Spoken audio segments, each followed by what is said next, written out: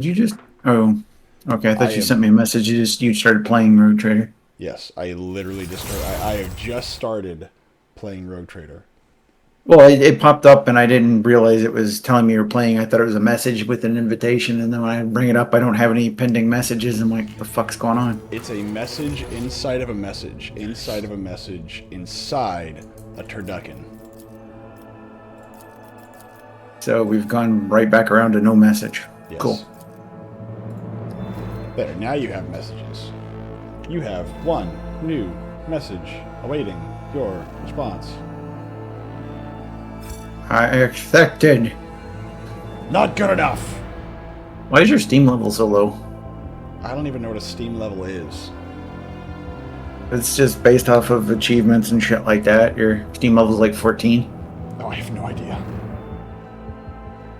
I mean, I don't know, dude. Like, all right. Let me ask. What does that give me? Extra points for like customizing your Steam and shit like that. They don't actually give you anything worthwhile. Oh yeah, no, I don't. I don't know. I don't care. Look. If the answer is, oh hey, there's fake points that are made up that don't. No, mean this anything. is literally all they are for is for cosmetics on your Steam profile and shit like that. And it's just like, this is not really an incentive guide. No, I don't care. I I mean, genuinely. my Steam level's like level 40 or something like that. I have had Steam since.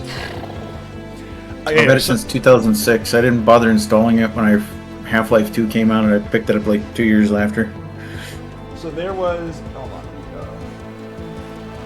There was. I think I want to say it was when somebody gifted me a copy of Dawn of War 2. It was a friend of mine who gave me his copy of Dawn of War 2 because he was done playing it and he didn't want to play it anymore.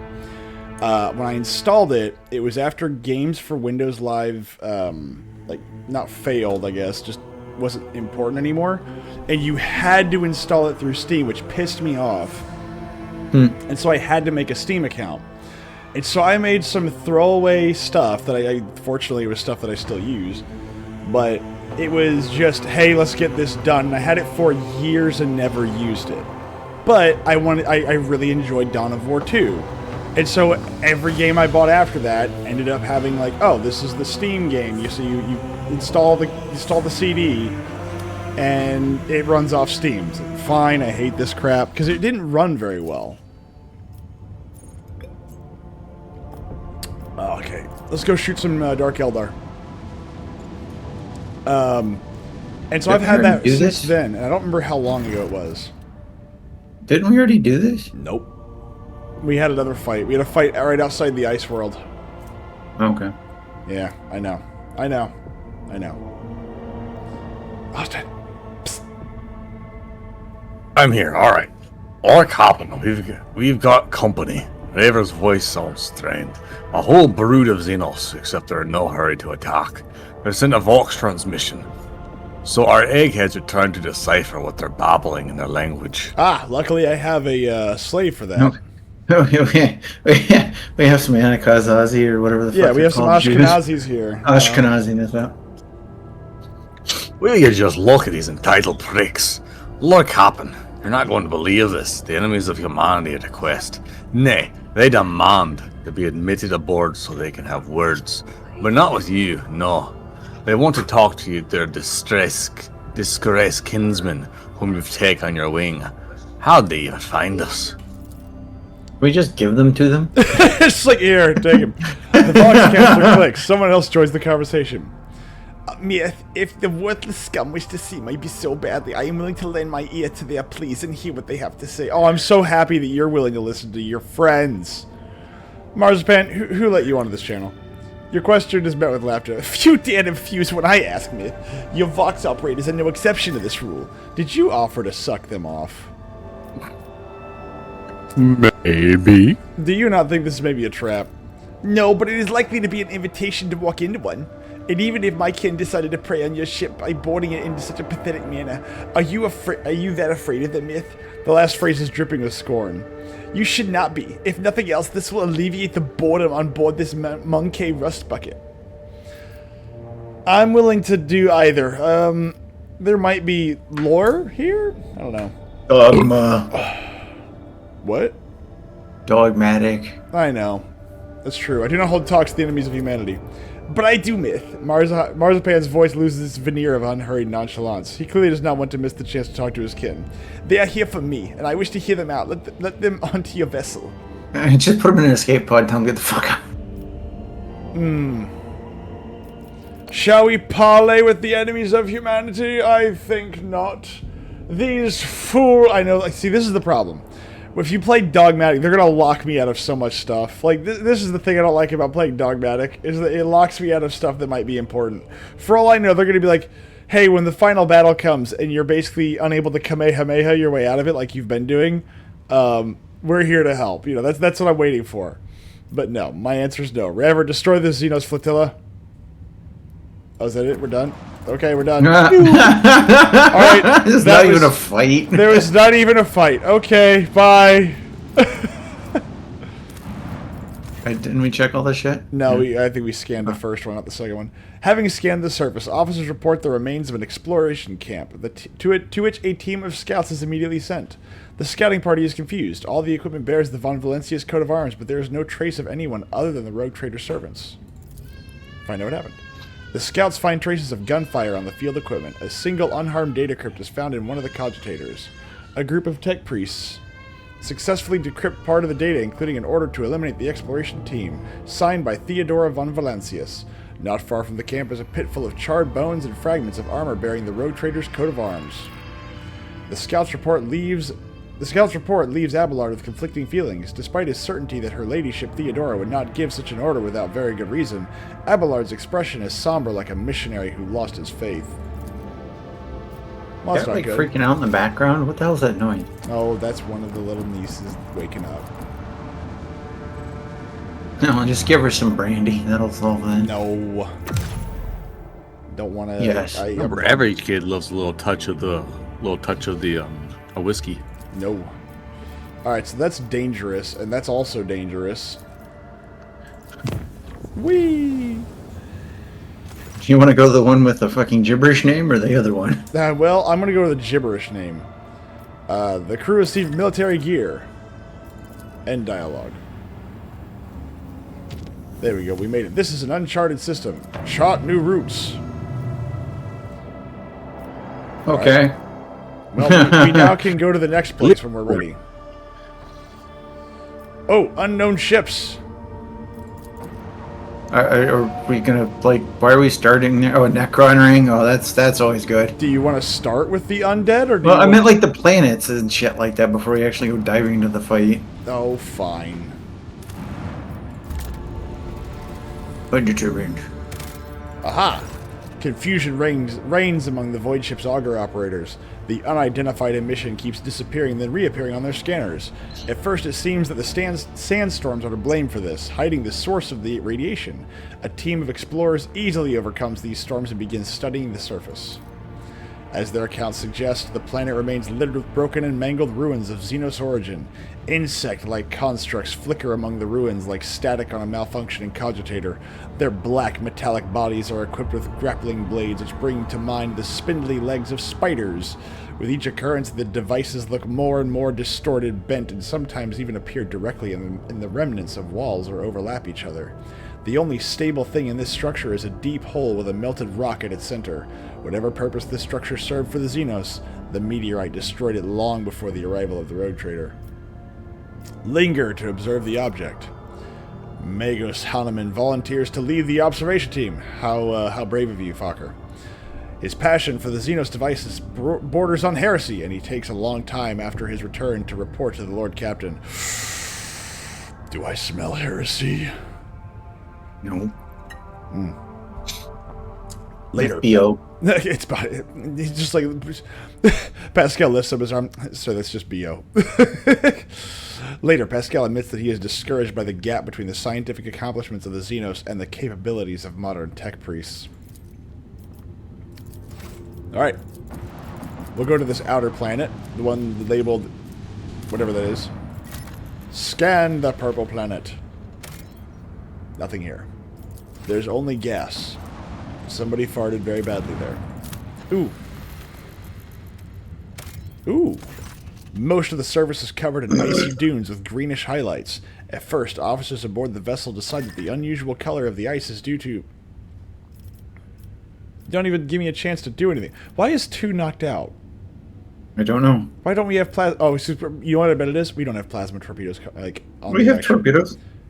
Oh, yeah, we do have torpedoes. I thought we had the ships. Yeah, okay, I don't know what that is. No, we've got torpedoes and a lance.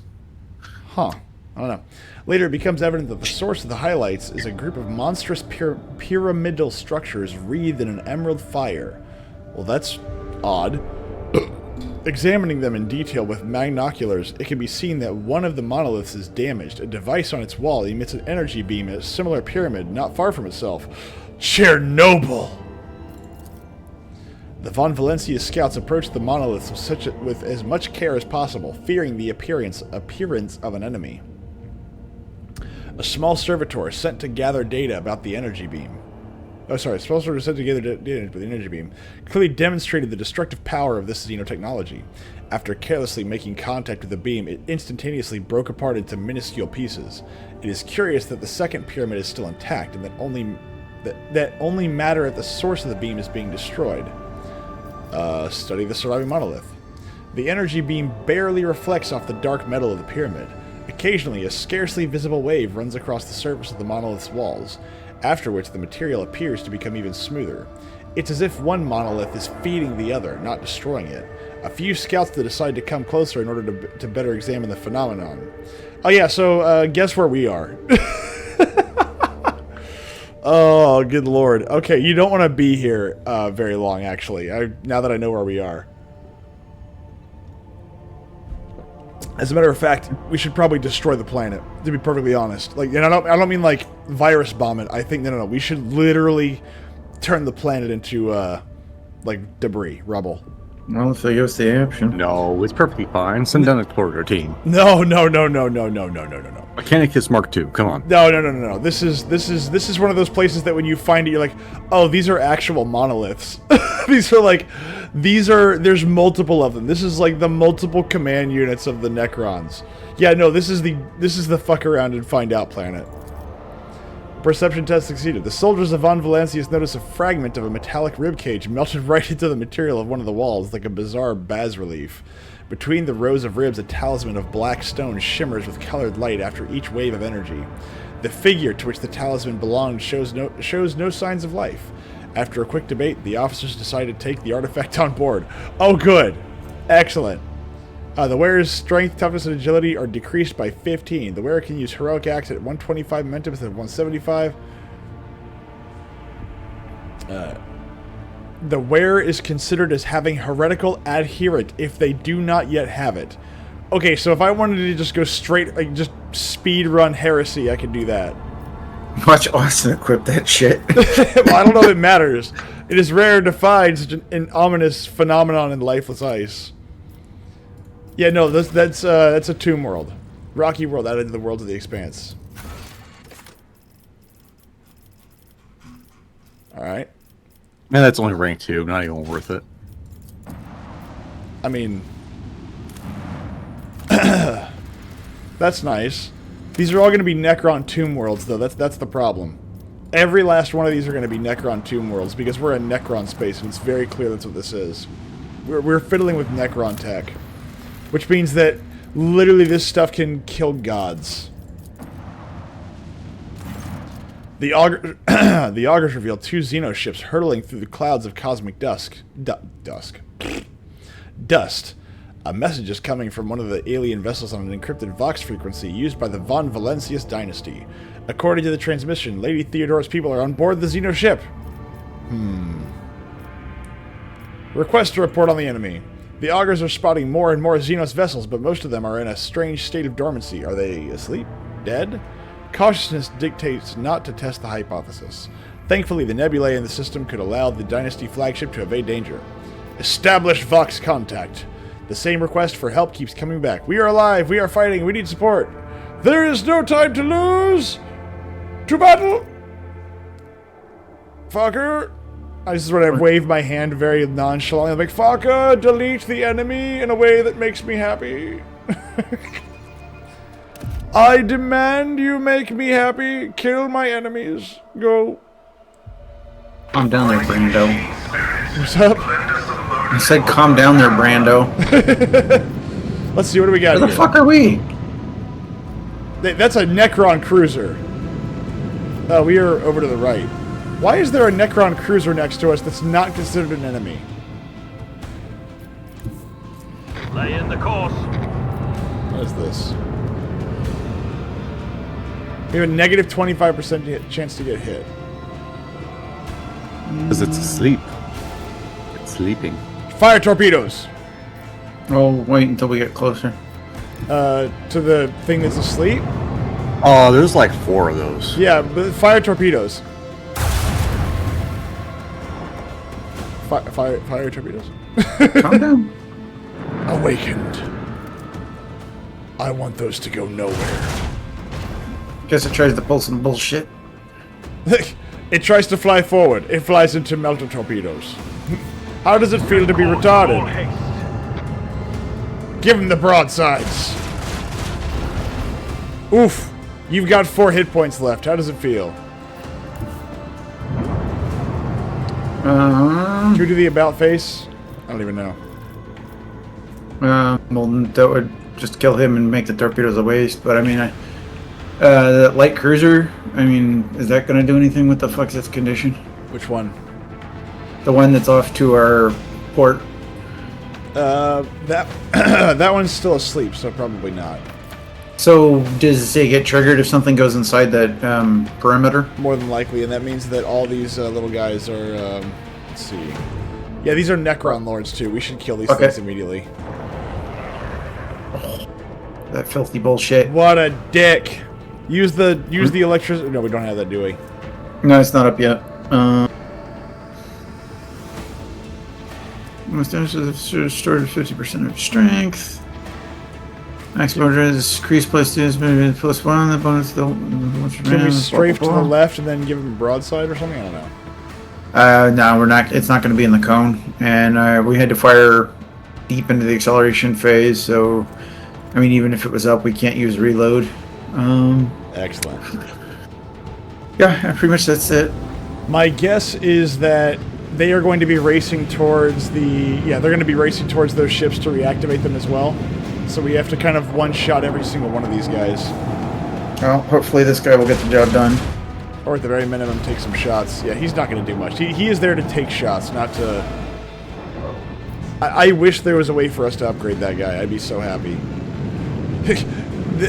This ship in the Imperial Navy is the only one that didn't get refits. It's really sad, actually. Where's the Heartless or whatever the fuck it's called? It's right behind us. Okay. Oh, wow. Oh, there goes his shields. There goes half his health. Yep. He looks like he's not doing very... Oh, there you go. You made effective use of every special zone in void battles at least once. Yeah, the Heartless is a good choice. I'm glad we kept that thing. It just gets massive bonuses to not getting shot. Yeah, buddy! Fuck him up! Dick! Oh, Kick okay. his ass, Seabass! That's it. Burn, bitch. Burn, baby, burn. Burn, baby, burn. Okay, come on. If only there was a way that we can fire the torpedoes. The torpedoes are heading towards the target. I would say, if we can, let's send those torpedoes to the very edge of that activation protocol of this guy. Or, wait. Where is it? This guy. And then next turn, we just drive the torpedoes straight there.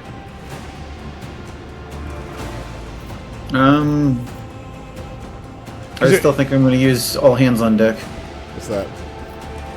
It gets loaded with 3 torpedo salvos instead of 1. That works too. Fire the torpedoes. Okay, how big are my columns? It's like Das Boot. More torpedo.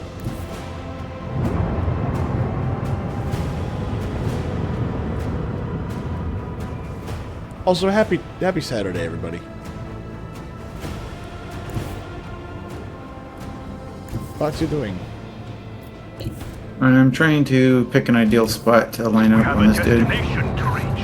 Let's see. don't forget that no matter what, they're gonna heal in just a second. So.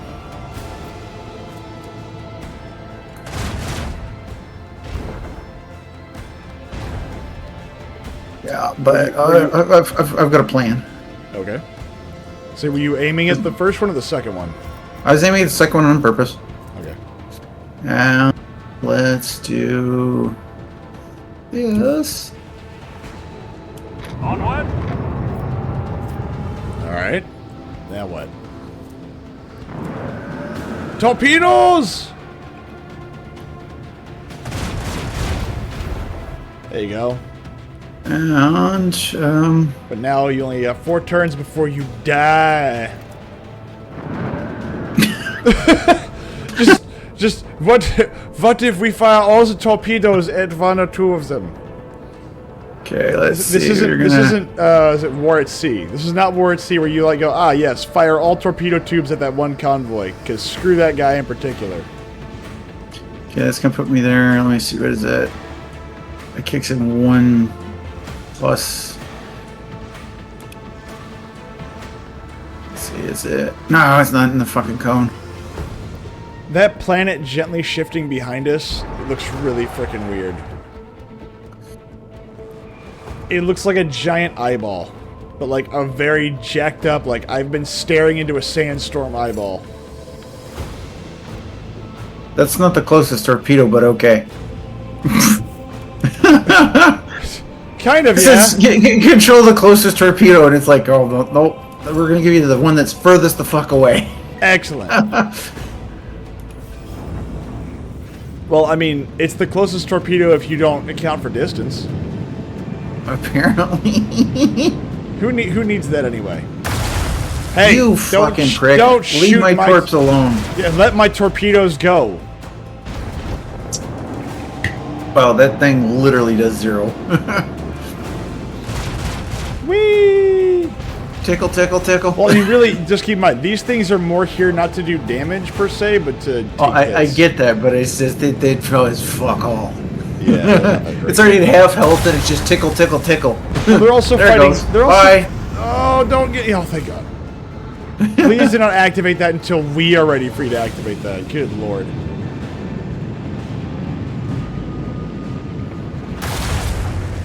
Stop shooting the torpedoes. How are Leave you my still torpedo alive? alone. Oh, he's dead. He's dead. Yes, he is, but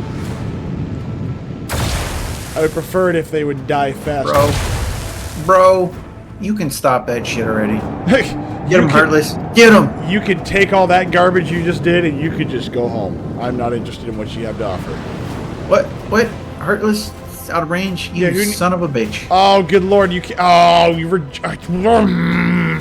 What? We were just out of range of that shroud.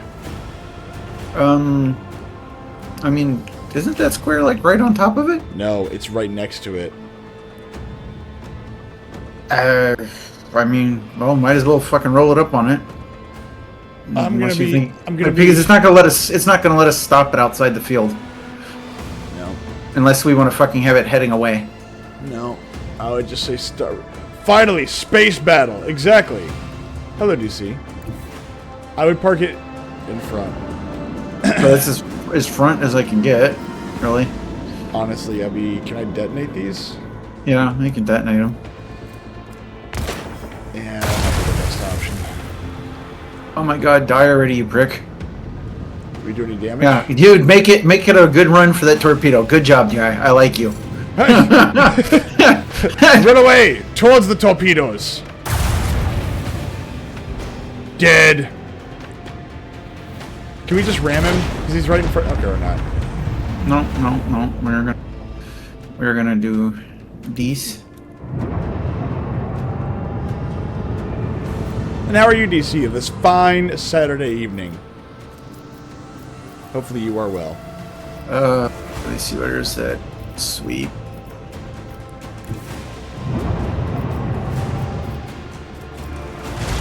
I will make you watch reruns of Bobby's World if you do not die.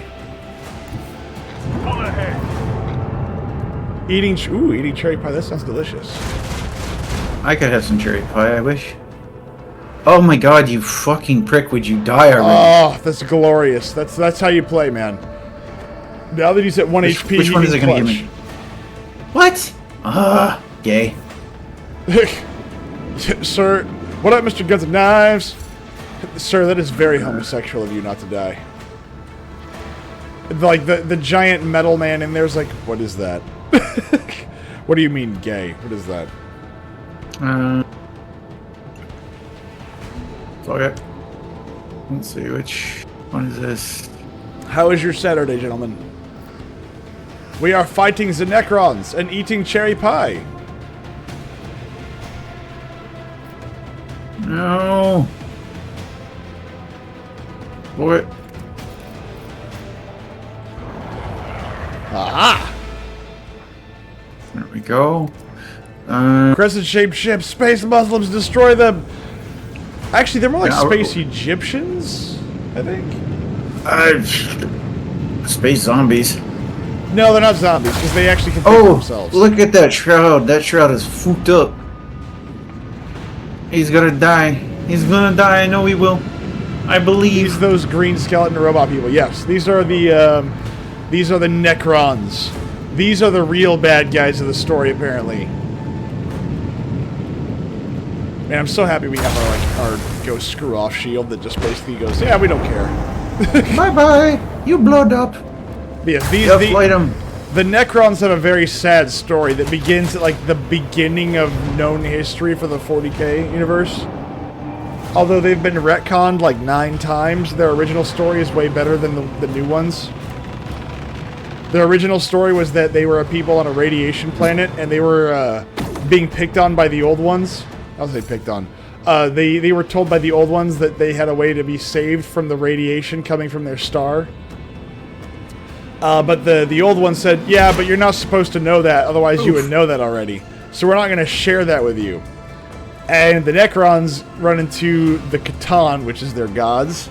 The Catan offer them immortality and freedom from their radiation. And they give that to them, but by literally eating their bodies and transplanting them. Oh, perfect. This goes right towards the cruiser. Yep. Basically destroying their bodies and transplanting their souls into living metal and then enslaving them. Then, after they're done kicking the ever-loving shit out of the old ones... Why won't it move? Is it because they're dormant? Uh-oh. One moment. Oh, fuck it.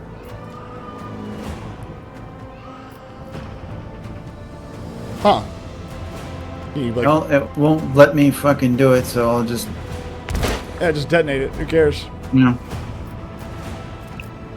So absorbing Okay. radiation, they were all once superheroes? No, they were all actually dying off. That's the thing, is that the Necron tier were all dying off. And so they couldn't survive on their home planet, and they were very weak from it. So once they got into their new bodies, they committed a galaxy-spanning genocide against the old ones. And so every time they ran, because the old ones had the technology to save them. They had the technology to like revitalize their star and get rid of the radiation, but they're like, no, we don't do that because that would be bad for the universe to save a species that's incapable of adapting. So basically, they have the Star Trek Prime Directive. No, I meant as in their original story. Helmsman, navigate No, us. they're not DC or Marvel characters. No.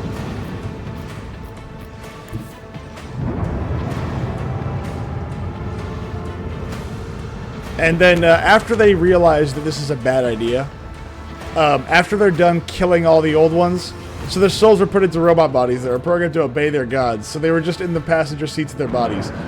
Basically, yes, but so the way it works is if you look at the old lore, there's a hierarchy to this. It's far more dark than I think the new lore. Their new lore is that yes, they're just That's not long enough. God damn it. the new lore. I think That is like that 90% of them don't have their souls. Only the upper ones do. well, it's just that their souls are there, but their bodies have been it's been stripped out of. No, almost no, everything. no, no, no, no, you dick! So, I like the old lore, which is, yes, they are passengers in their own bodies, but they also think of it kind of like they're kind of awake, but they're not fully awake, where they realize that there's something missing, but they could never tell you what. That's where the majority of them are. That's where the most of the Necron tier are. Then you have like your Necron, like your Immortals and your upper echelon units, your elites that need a little bit more free thinking. They're more aware of what's going on. And then you have the Necron Lords and the Upper Lords. They know exactly what happened, and they're fucking furious. They hate all living things for this. They hate... So the first thing that the Necron Lords do is they take these automatons, which now work for them, and they turn them on their own gods. And so after they... after they're done purging the galaxy entirely of the old ones, they then say, ah yes, and this galaxy's not big enough for us and our gods. And so they go on a war against their own gods and win. And they enslave their own gods. And don't get me wrong, like the way that their gods are star vampires. They literally feed off the suffering of others and off of stars. So, the biggest, I think the most notorious one being called the Void Dragon, which is currently being held on Mars. Yeah, the worst of the Catan is in full shape under the surface of Mars, because that's a safe place to put it, to be fair. And the Emperor even had trouble killing that one. Or actually, not even, sorry, the Emperor couldn't even kill that one. That one required just enslavement. So, after they did that, the Necrons decided, well, now what? We have nothing to live for, but we can't die. What do we do? And so they decided to go to sleep. And that's the entire story of the Necrons. Looks at Myth. Number 1, I order you to go take a number 2. Yes, Captain. Who does number 2 work for? A little bit off. So it's worth mentioning the Silent King ordered them to go to sleep. That's true. And he's never seen or heard from again. I think he is actually coming back now. Oh, good. So it's supposed to be a thing that he is returning to the galaxy now that he's noticed that more and more of the dynasties are trying to wake up. Because the idea that some of them hope is that they could find new bodies after 40 million years, that a new life would start to develop. They could take over forms of those bodies. That sounds dumb. It should constantly be a... Like, the Necrons should be the... again, this is why I don't like new lore. The Silent King may do that, quote unquote. It's a pipe dream hope, essentially, is what they're getting at. Like, it's not likely to happen, but they kind of hope that it could potentially happen. If GW was to bring back anything Necron, because here's the thing, in reality, the level of technology the Necrons had, even before they were converted into machines, is still crazy advanced. Like, if they couldn't get that, if they can't figure out new bodies for themselves, no one can. That's the irony, is that if the Necrons can't do it, no one can. Like, it is they can literally generate and create matter from thin air. I think they can master the art of building genetic bodies for themselves if they really, really wanted to. That's just my opinion. They are insanely advanced. Necrons and the Flood unite. No, the Necrons would happily annihilate the Flood, and they would do so without batting an eyelash. Because the Necrons are like, they're the real white supremacists of this universe. They're the ones that literally look at everything and go, ah, that's living. It has to die because this is my empire, not yours. Before the Stardust came together and created your species, my people conquered this galaxy. This is mine by birthright. That's the Necrons in a nutshell. The Flood wants to wipe out all life in the universe as well. Yeah, okay, the Necrons are the Flood is life. Well, the Flood is trying to consume all life. It's not necessarily trying to wipe it out, per se. They're just hungry, whereas the Necrons just really don't like those colored people over there. I mean, with good reason. Like I said, they moved into their neighborhood, and then they wake up and go, wait, why is my property value so low? Necrons are in a metal shell. Necrons are the metal shell, and all their stuff is designed. And the thing is, all their stuff isn't designed around with a GUI torture. center. Yeah, with a GUI center. That's right. It's crazy. Like the Necrons don't have all like the psychotic, crazy stuff. It's just no. We're not here to scare you. I don't have time for that. You're here to die. Like suffering is not the goal. It's just if you don't die up front, that's not my problem.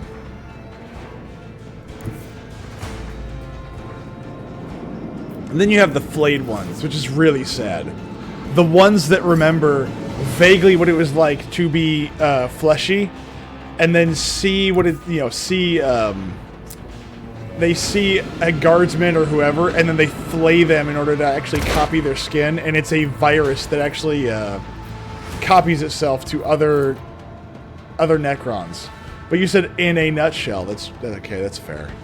Okay, so like if these things, I keep seeing it take damage, but I would say just leave them alone and see what happens. Maybe yeah, because no, this one's hull integrity is 76 to 300. The one I popped 2 torpedoes on.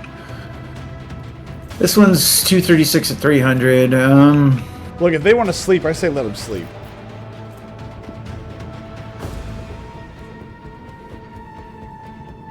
Okay. If they want to, if the Necron Lord wants to nap, I say let him nap. Are you kidding? We're in a cloud. We can't see nothing. Fires the torpedoes. There you go. That's the spirit. That's the ticket. Oh, wow, that was gay. Yeah, Necron lore is pretty cool if you go with the classic Necron lore. New Necron lore, I think, is a bit more watered down. Because, you're right, in old Necron lore, very much so. Strafe, too. What's up? Get side strafe. Old Necron lore is... No, didn't do it. Oof. Wrong way. Either way, it wasn't going to do it. I had needed to be one step forward for either. I have to go further than the sidestep strafe allows for to actually get it inside the cone of fire. So if I was one closer, that would have worked, but I'm not. So yeah, that's right. We're fine. Our ship is fine, and we haven't even taken a single point of damage yet. We're okay. Yeah, old Necron lore is pretty freaking metal. Waka waka waka. That's enough torpedoes. No. Can you fire another salvo? And he's dead. Did he just move and die? I guess. He drifted into torps and just like blip. Well, that's how it sometimes goes. Dies. But new Necron lore, I think, is much more like, they're machines. There's no humanity left of them. And it's like, no. It should be that the old Necrons, they are automatons, but they've had their... It's like they've had their memories wiped. They don't know what's going on, and nor do they care, right? Is he Heartless supposed to be cloaked? Yes, the Heartless is supposed to be kind of cloaked in Dark Eldar tech, I think. We had to fight this, 6 months ago, and we captured it instead of destroying it because, duh. I wasn't going to let that go to waste. Are you kidding me? An ally that can send stuff that harasses the enemy nonstop? Oh, no, I'm taking that. Oh, is he actually going to try and activate the bitch now? That bitch better activate. Or I'm going to activate. Oh, Heartless is going to make sure it activates. If you don't wake up now, nothing's going to wake you up. This is the guy that's popping shotgun shells outside his house, going like, I wonder if the neighbors heard that. It's the 4th of July. I wonder if he's hearing the fireworks of this. It's like the video of those assholes that went outside their place and all decided to fire their pistols at a fucking not telephone, but a power transformer on the fucking power line. Why would you do that? Dude, I don't know. Why would you do that? Why would you record yourself doing that? I don't know. There are remember the people that licked the ice cream challenge or whatever and put it back on the shelf? Oh, those faggots? Yes. Yeah, I remember whenever social media started having the trend and craze of, what if I commit a felony on stream? Lay in the course. Well, like the that one asshole who like sprayed raid over a bunch of like fruit and vegetables. Wait, I missed that one. Holy crap. Yeah. Oh yeah. No, it happened. It happened here in like Phoenix. Dude, like recorded was like doing just stupid shit like that constantly in stores and stuff, recording it and posting it on TikTok or whatever the fuck.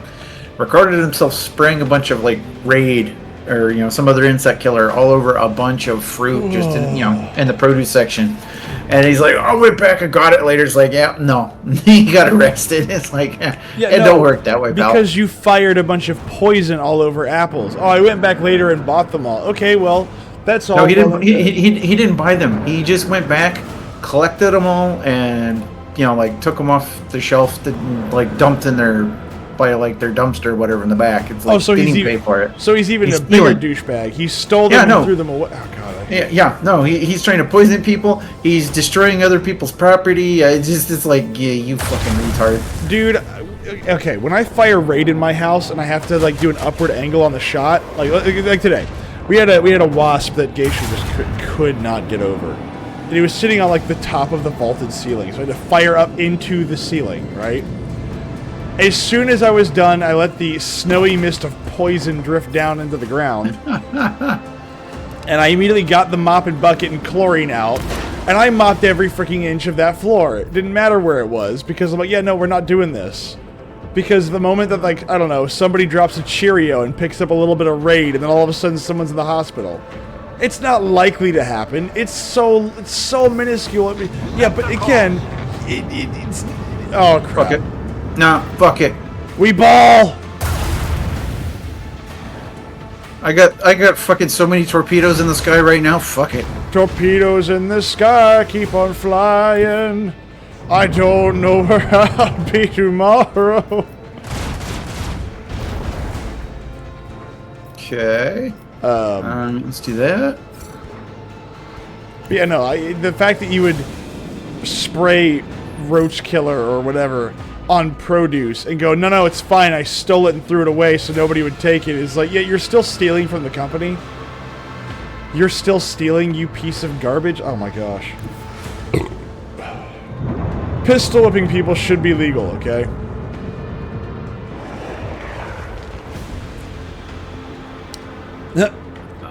The Necron Lord's like, why are we facing that direction towards all those torpedoes? Like, I don't know. I want you to see it when you die. Hey, look at me! No, yeah, that's it. Go straight towards the torps. Good job, guys. I mean, death is certain. You might as well take it like a man and just charge in, okay?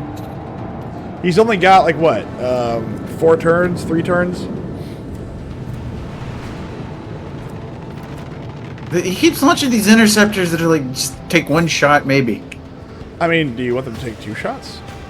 I want them to take all the shots. Tell them to take a back shot. They're dead next turn.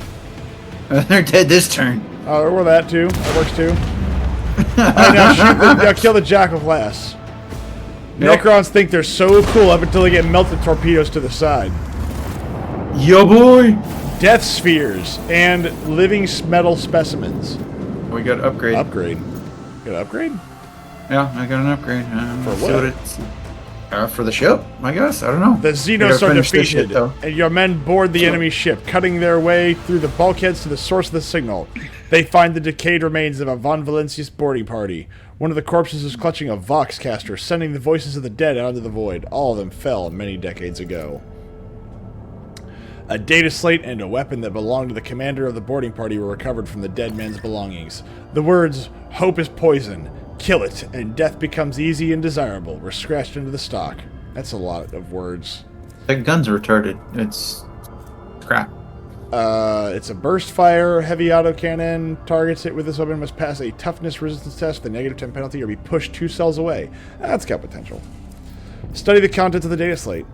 You find a single order given by Lady Theodora. The boarding party was commanded to infiltrate the Xenos vessel and hold off the enemy until the Dynasty flagship withdraws to a safe distance. Oh, so they were left to die.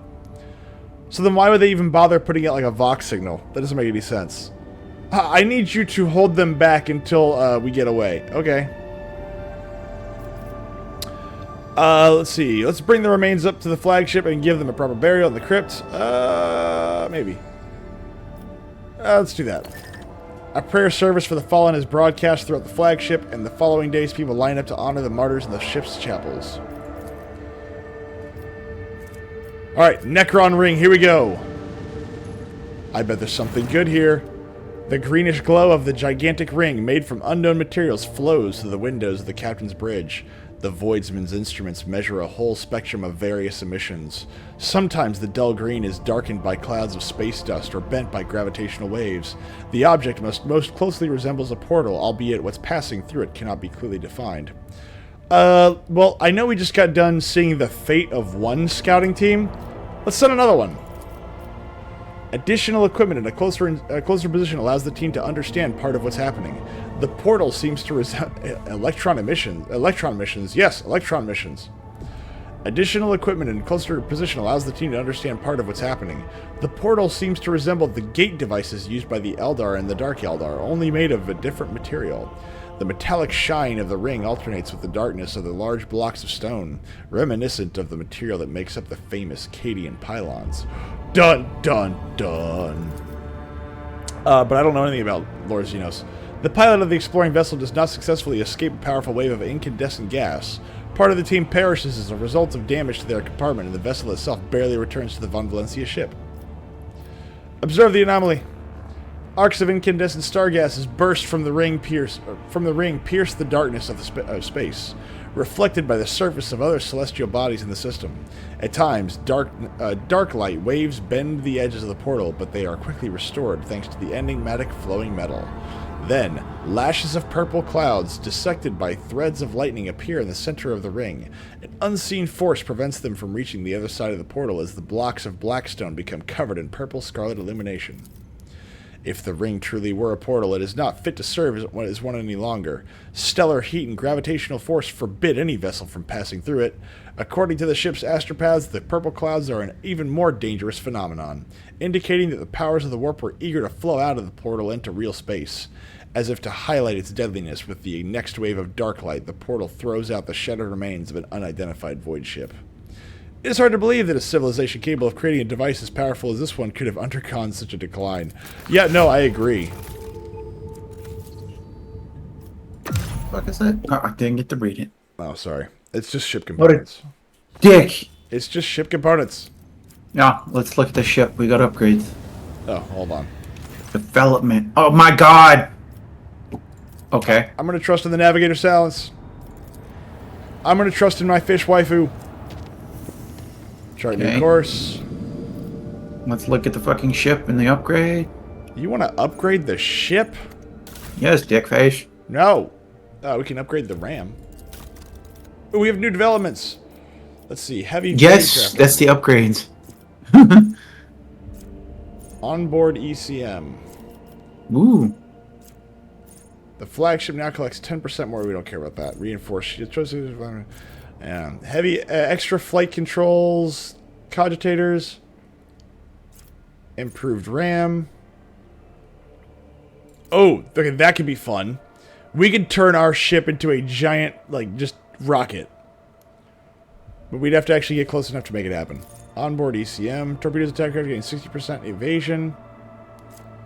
Sanctified restart. Restart shields now inflicts a -2 speed -2 speed reduction and no firing range penalty. I like the ECM better. Onboard ECM. More survivability for torps. Alright. And the next one is take it all. The flagship necklace. No. It won't let me see the next one because this is busted. Each attack craft launched from a torpedo tube, and each torpedo gain 1 hull integrity, improved RAM. We're not using those, so no. Chosen sector of the flagship's void shields is reinforced until it suffers damage. The reinforced sector has an increased chance of absorbing enemy attacks and loses only half of its strength when absorbing damage. So you have to choose. I think steady hand or sanctified restart, probably. I'd rather do the steady hand. Alright. Hooray. We did it. We did it. We saved America. Oh, that's right. I forgot we have this chick. Which chick? Oh my gosh. Sister Argenta is a better expeditious reload than Darkwald? Oh, I mean, I reclassed him since, you know, they broke shit, so I don't know if it's something I changed or something they changed. Well, I mean, let's upgrade that, I guess. Let's make sure we don't have any... Yeah, I was going to say, this thing, the Shield Master's fine.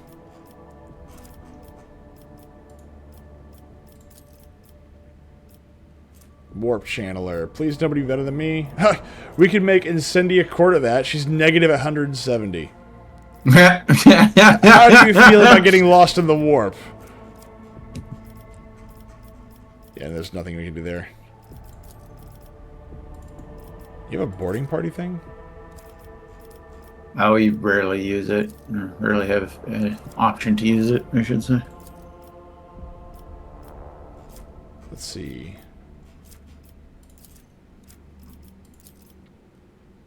Okay.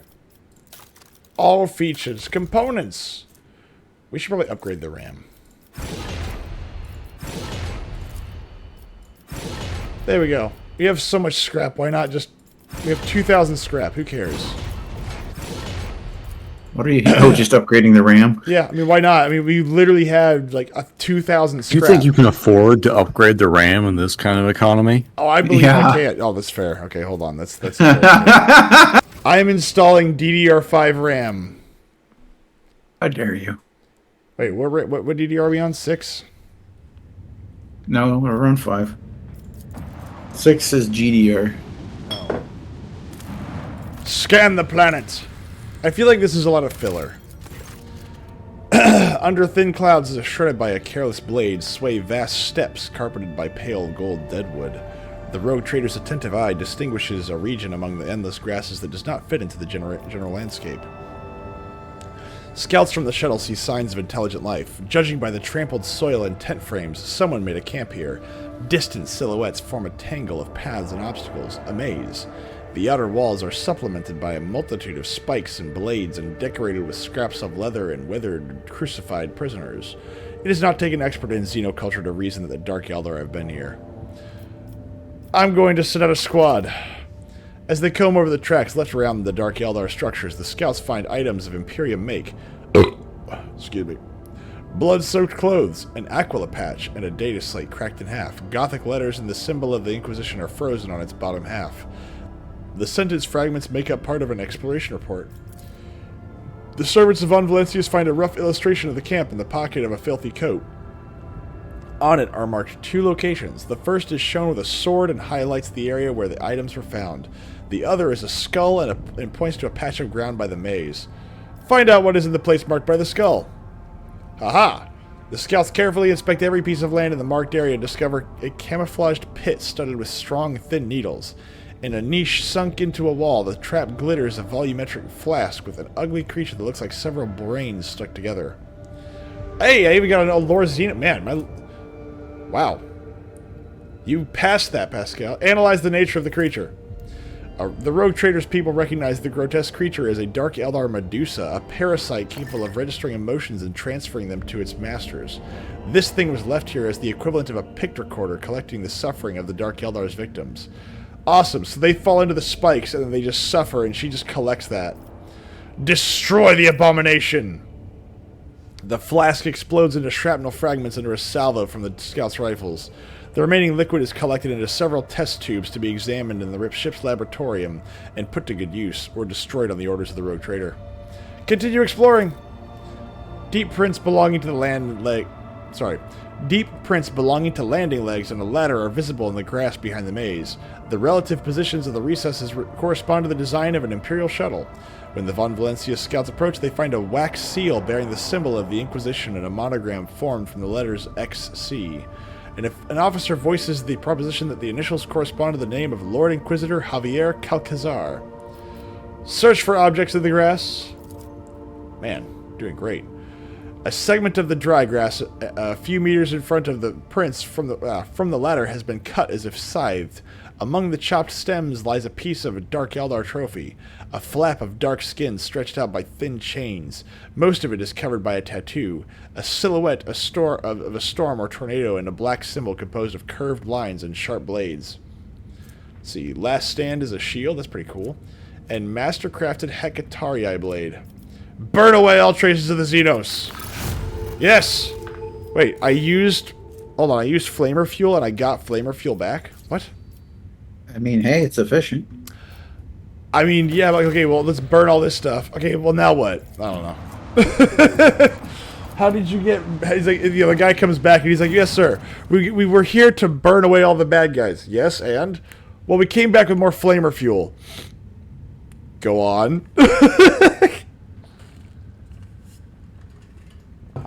All right, Austin, you're up.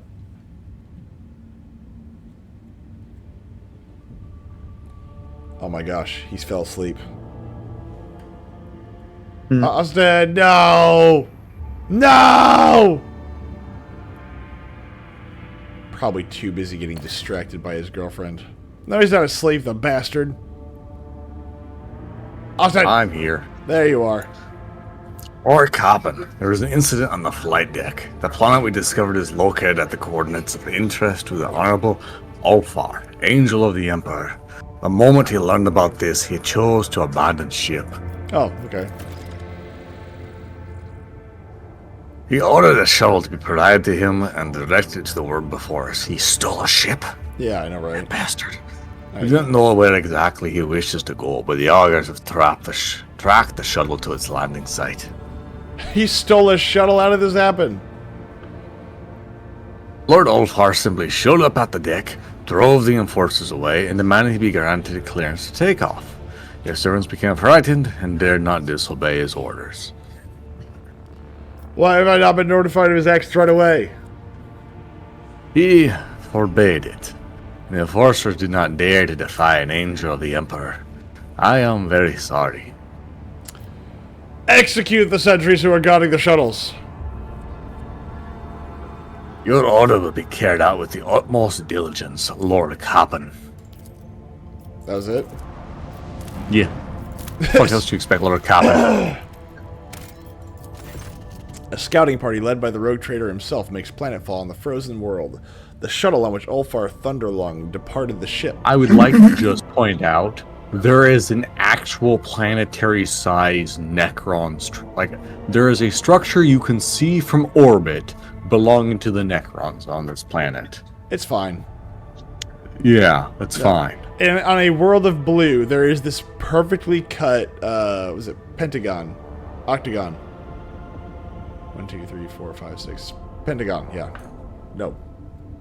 Hexagon. Hexagon? Hexagon. Sorry, I was like, no, it's not Octagon. It's not Pentagon. It's Hexagon. Oh, I'm not retarded, I promise. I just play one on TV.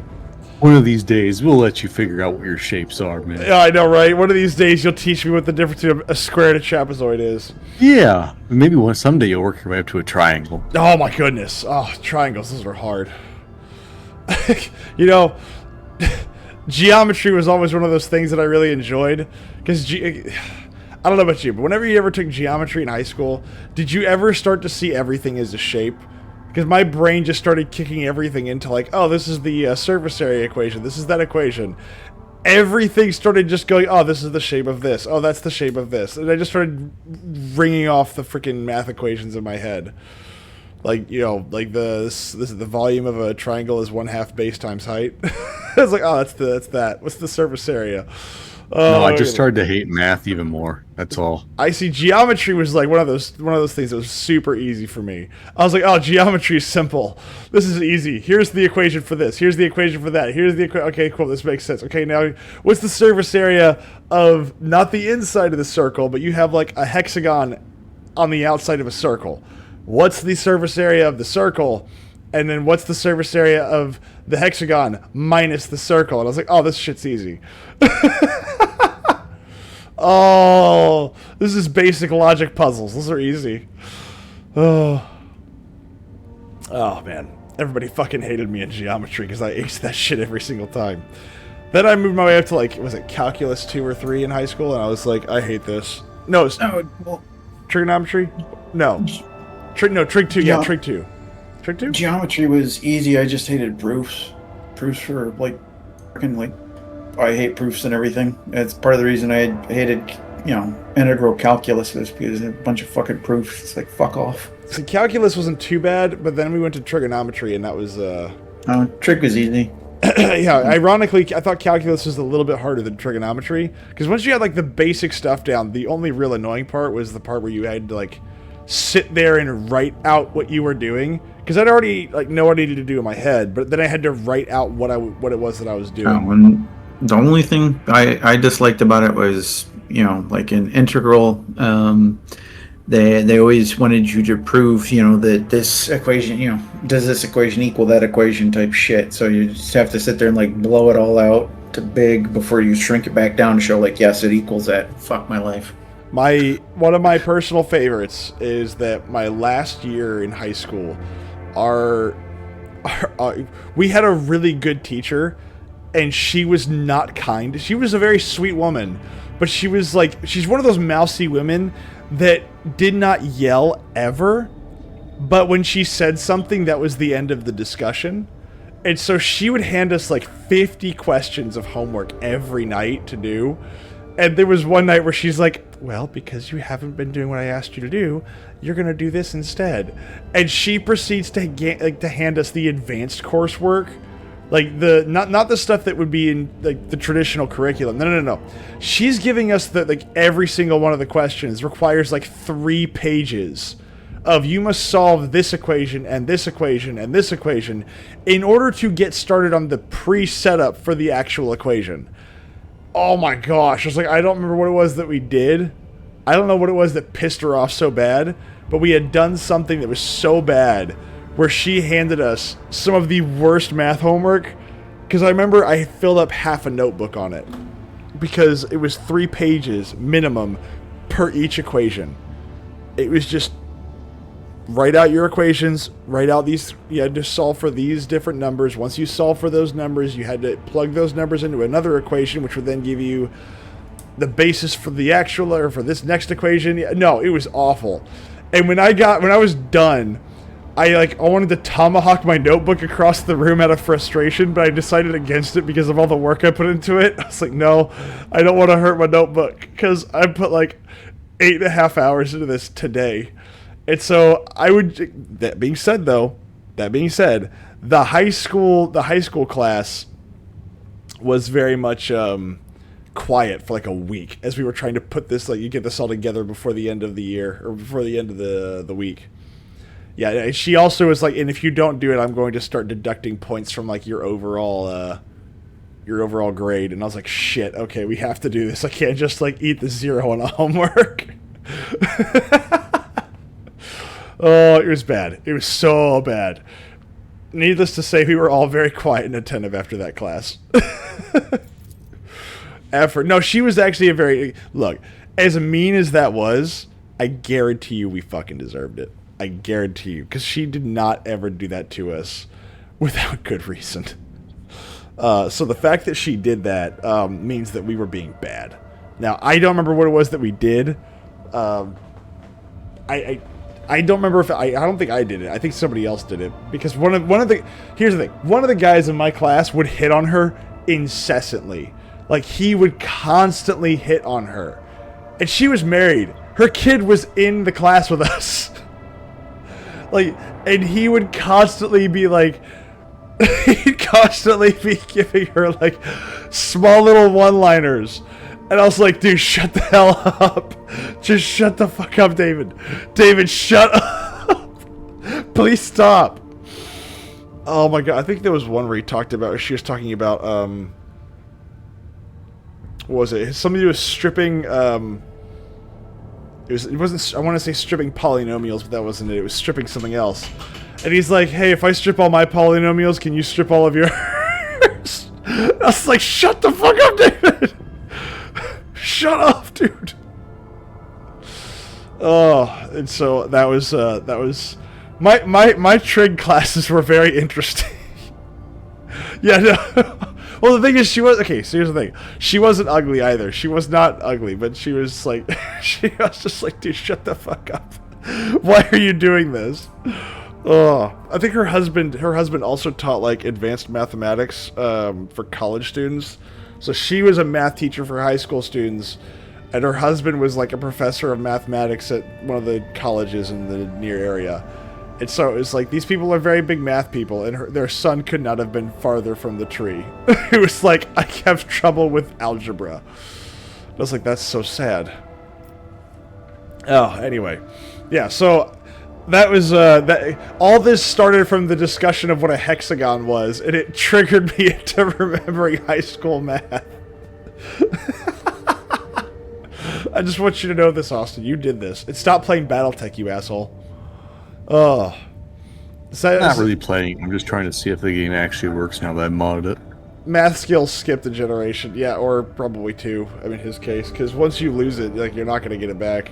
Said shuttle is found at the landing site, intact and undamaged. Scout the area. The scouts discover numerous structures, burial grounds, and obelisks of the Xena race that once ruled these star systems, all of which are now encased in ice and solemn sepulchral stillness.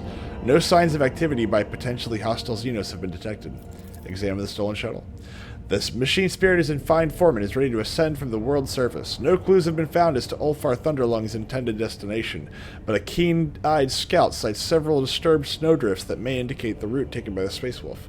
Follow the trail! The group barely ventures onward into the realm of blinding white and crackling frost. The sky is soon blanketed with snow clouds that block out the star's light.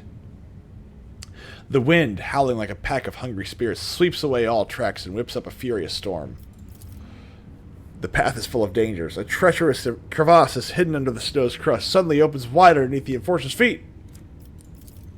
It is only the villages of the Lord Captain and his companions who hear the telltale crackle in time that saves the soldiers from certain death. A few hours later, the expedition comes to a plateau. Rising up ahead is the dark hull of the Imperial trading vessel that once landed on the world's surface. Investigate the ship. The ship is identified as the Revelation Granted, the merchant cog commandeered by the baleful Howl on Footfall. No signs of struggle or other misfortune are found aboard, only some useful cargo in the hold. Contrary to expectations, no crew members are found, dead or alive. The ship has been abandoned and its fuel systems are non-functional. The Prometheum is frozen solid and ruptured the tanks and pipes. That's not good. The escalating storm sweeps over the group as if trying to bury them in darkness, snow, and obliterating whirlwinds. Send scouts to survey the area.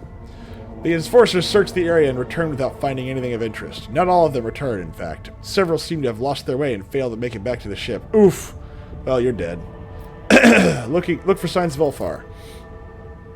Fresh tracks in the snow leading to the ship's airlocks indicate that he was here, and recently. However, he was not alone. The scouts find strange dips in the snowdrifts around the ship. It seems that someone was watching the ship from a position buried in the snow around the same time that Ulfar Thunderlung was searching it. Decide which direction the search will go in next. In the raging blizzard, it is impossible to determine which way the Space Wolf might have gone. A pair of brave trackers strike out on a long-distance scouting run and still have not returned hours later. Contact the ship in orbit.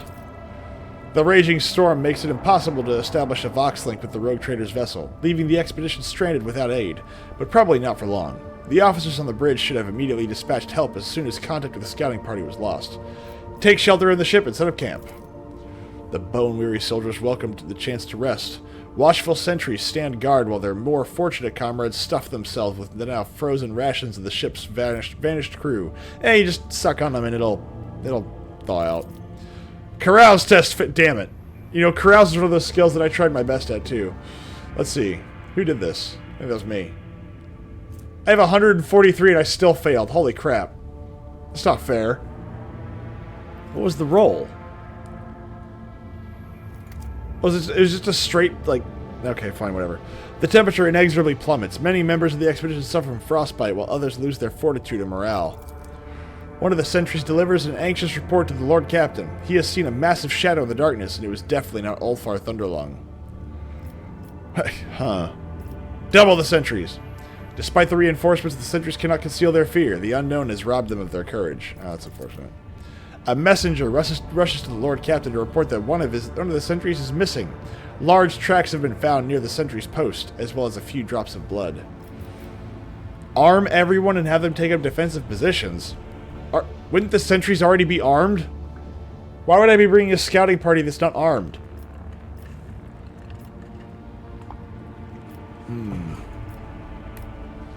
Well, we don't know where they are, so I'm going to say do defensive positions. Arm everyone and have them take up defensive positions.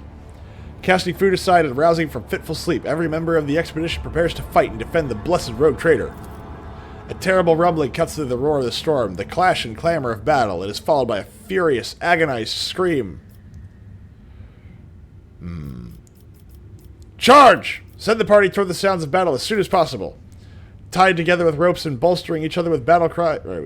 Tied together with ropes and bolstering each other with battle cries, the enforcers rush toward the battle in human chains, unable to see anything ahead of the darkness and swirling snow. They blindly stride toward the source of the battle's monstrous thunder. Oof, we are boned. Okay, nope, nope, and nope, and nope, and nope. Okay. Take up positions and wait. That's about your only option. Yeah, pretty much. The clamor of battle quickly dies down, and the soldiers wearily creep forward, where a gruesome discovery is revealed to their eyes.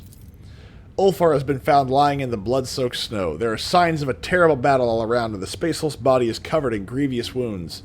The expedition healer doubts that even an angel of the Emperor will last long with such injuries. With great care, the insensate body of Ulfar Thunderlung is borne to the shuttles and, wasting no time, brought back to the ship for urgent treatment. Despite the healer's prognosis, the Space Wolf's spirit clings on and he drags himself out of Mordecai's jaws. All that so that he could go on a little trip. What a dick.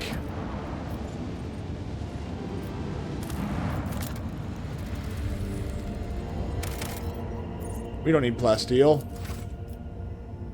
We're gonna go fight some more spaceships. Fokker, are you ready to go shoot some people? I always shoot people. That's the number one way I do diplomacy. I shoot people. I mean, it worked for Bruce Willis in Fifth Element. It worked for Maduro. I mean, sorry, it worked for Trump on Maduro.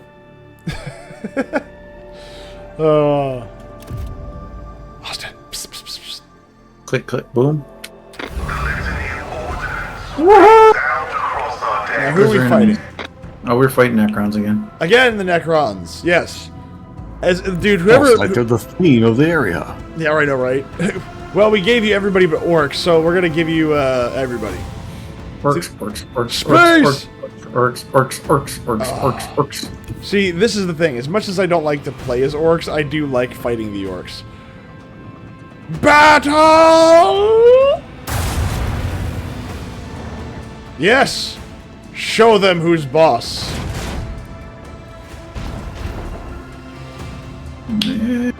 Not quite yet. Let's see. Use the Imperium. Oh no, we can't use the Imperium Storm. Navigate us to the designated coordinates. So yeah, no, so does anybody else? So now that I just got done talking about high school weirdness. Did anybody else have any weird stories of high school that are not horrible? Like, I mean, I'm just curious because it's like the fact that you had a student like unironically hitting on a teacher in a way that is horrendously uncomfortable for everybody involved is, you know, pretty fucking weird. Like, yeah, high school existed. Yeah, that's what most people say. It's like, yeah, it existed. It was fine. It's over. It's good. Let's see.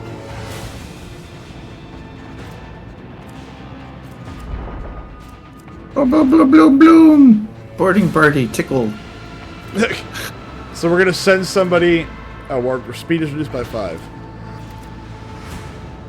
But yeah, no, that dude constantly hit on he hit on so many teachers. Well, no, he hit on like the few teachers that actually were somewhat attractive. It was just super fucking weird for him to like really try with the math teacher who was married. What, was this guy like failing grades and he was just too old? No, he wasn't stupid. Like he was an average student. He wasn't. Well, no, I just meant age-wise. Like, why the fuck's he trying to hit on adult teachers? I think it's because he thought it was funny, and to be honest, it was. But like he would constantly be doing this to this poor woman, who I'm sure got a kick out of it. But it was super freaking weird to see like a 17-year-old kid, like, unironically giving sexual innuendos to a teacher, and the teacher just allowing it. Oh, what was his name? It's David something. David, what was his name? I cannot remember his full name for the life of me. All I know is that after he went to college, he had a problem, and that problem was that he really enjoyed the company of women to the point where even his best friend, who he had known since like elementary school and was a friend of mine named Ryan, even he was like, okay, look, I know the guy likes, okay, I get it, he likes women, but every fucking night he comes home, he comes back to the dorm with 2 women every fucking night, and they're different every fucking night. He's like, we're playing Gears of War, and he's like screaming. He's like, do you realize how much sleep I've lost? Do you realize how much sleep I've lost? Like, I can't go in the room when he's in there, and he's always fucking in there. Like, I'll wake up, and there's 2 girls in the freaking room with us. I was like, son of a bitch, where? How are you doing this? My senior year English teacher was fine as fuck. She was 22 and it was her first year as a teacher. Oh, dude. Okay, speaking of, because this is great. I had a teacher. He's just an English teacher. We have a And destination to reach. this was the time when Blockbuster and Hollywood Video still existed. And we had finished reading The Scarlet Letter, which is probably one of the worst books I ever read, because it's just basically one dude's butthurt opinion on Puritanism. Where he's like, see, the Puritans are sinners too. It's like, yeah, dumb fuck. That's the whole point of the faith. It's like, the whole point of the faith is that, yeah, people are sinners. Congratulations, you figured it out. You absolute freaking retard.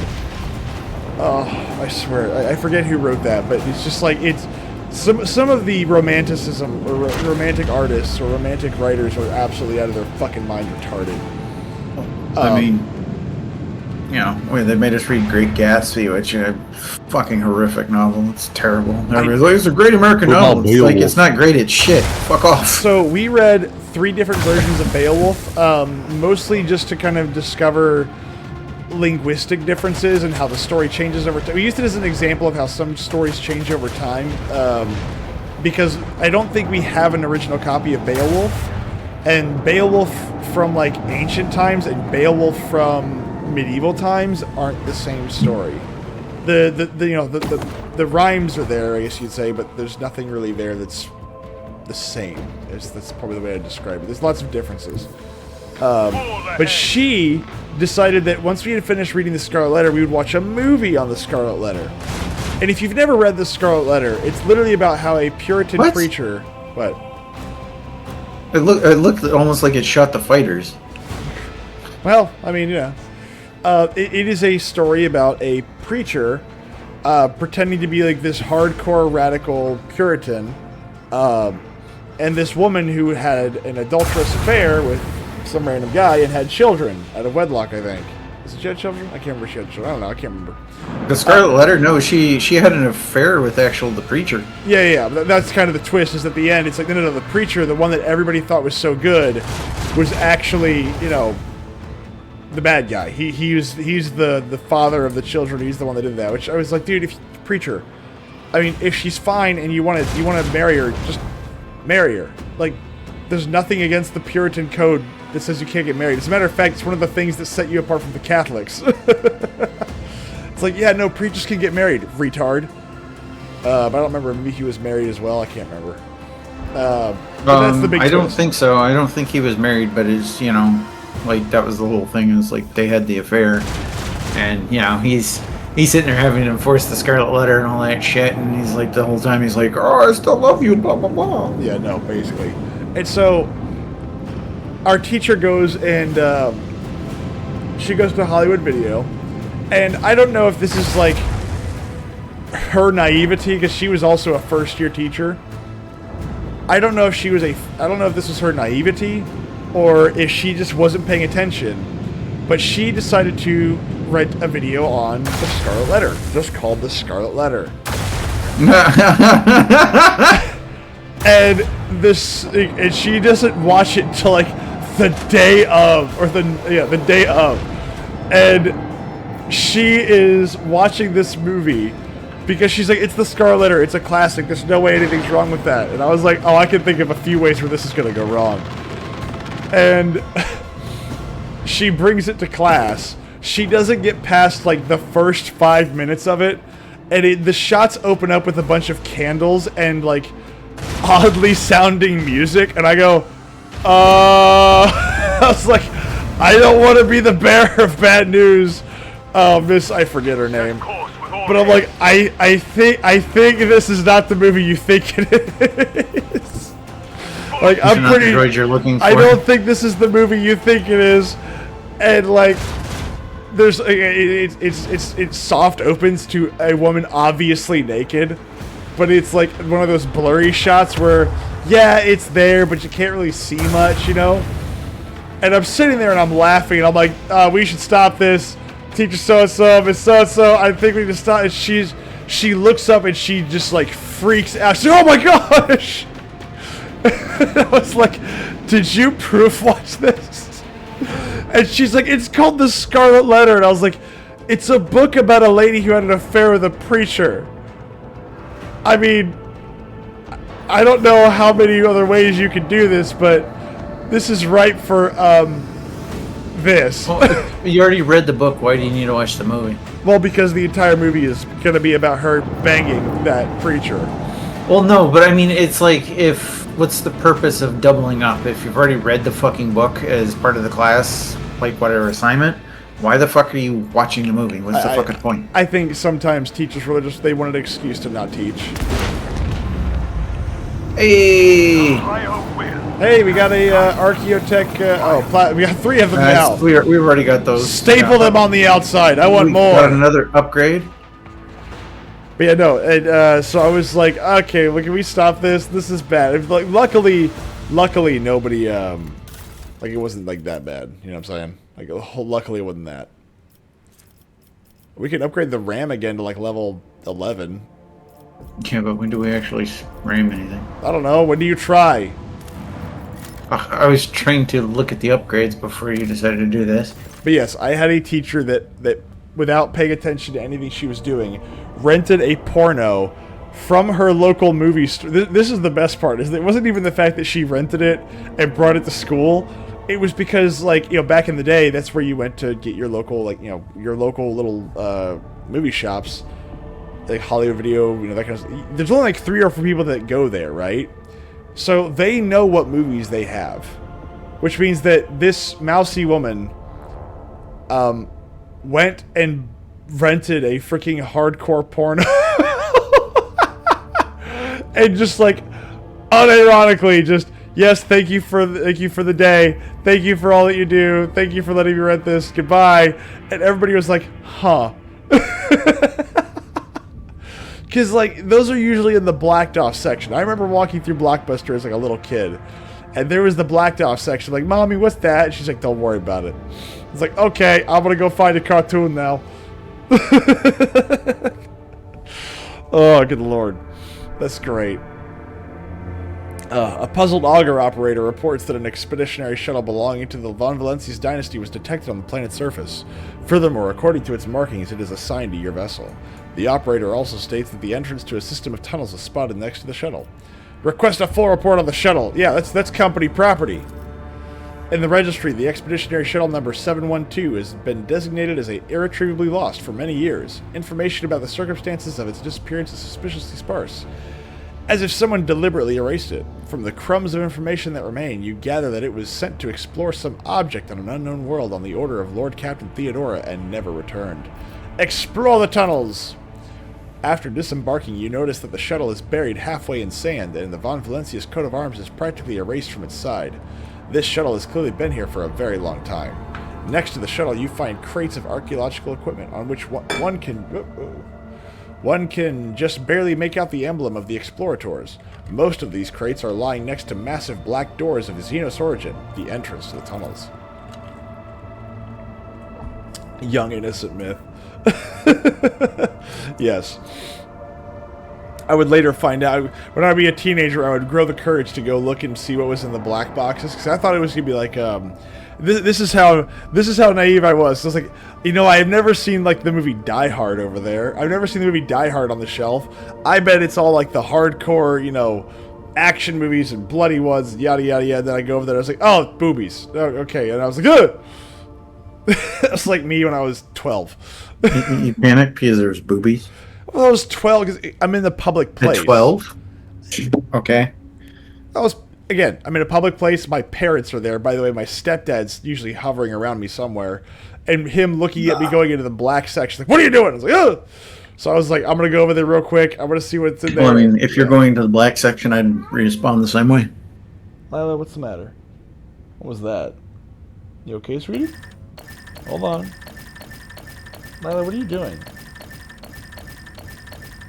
Oh, damn it. 1 second. Lila? Kitty cat puked.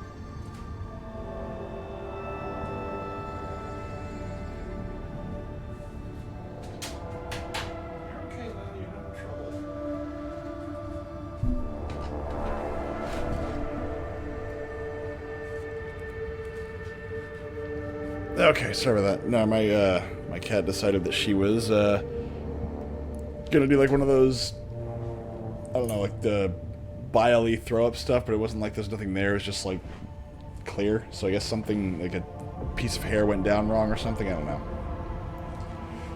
know. Anyway, the descent into the depths takes several hours. You make your way through the cramped corridors, giving way to huge black halls, where a dim emerald glow from no discernible source brings forth the silhouettes of equipment abandoned by the tech priests. The suffocating, oppressive silence that accompanies you during the descent is broken only by the echo of your footsteps, deafening and yet so insignificant against the background of the Cyclopean arches. Oh, we're going in. Excellent. I wonder what Incendia Corda, like, actually, I wonder what her character is. What is her class? I mean...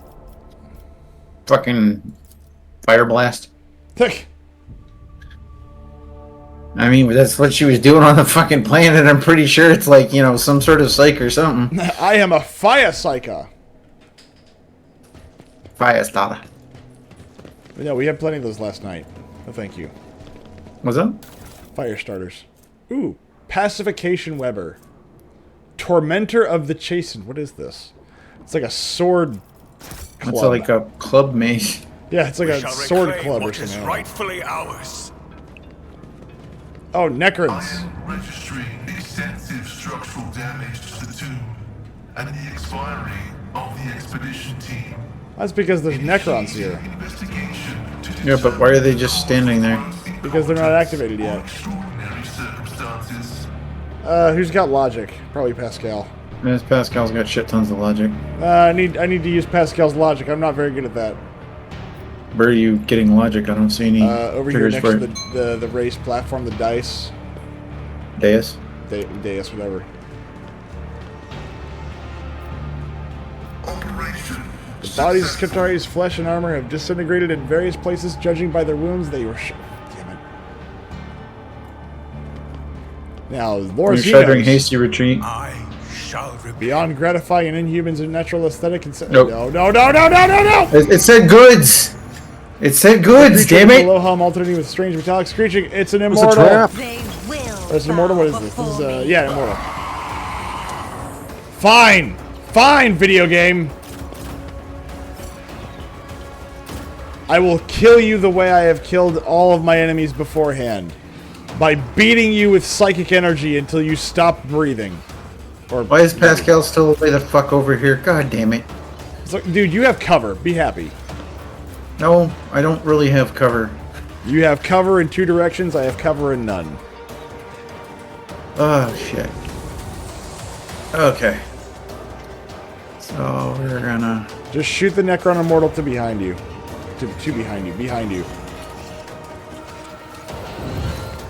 I will try and beat this one to death with my own sword if I can. But yes, I remember that teacher who brought the porno in. I remember her like being so embarrassed, and she's like, "Please don't tell anybody." And my response was, "Yes, of course. The teenagers are never going to tell anybody that you almost watched or had kids watch a porno in class." Which would have been really funny. Why did this guy... I'm trying to figure out why this guy just took a bunch of 1s. What's his toughness at? His toughness is at 115. It's pretty high. And his armor's at 115. And his dodge is at 94. Deflection at 11. I mean, he's pretty rough up. He's pretty high up there for, you know, not giving a fuck for damage.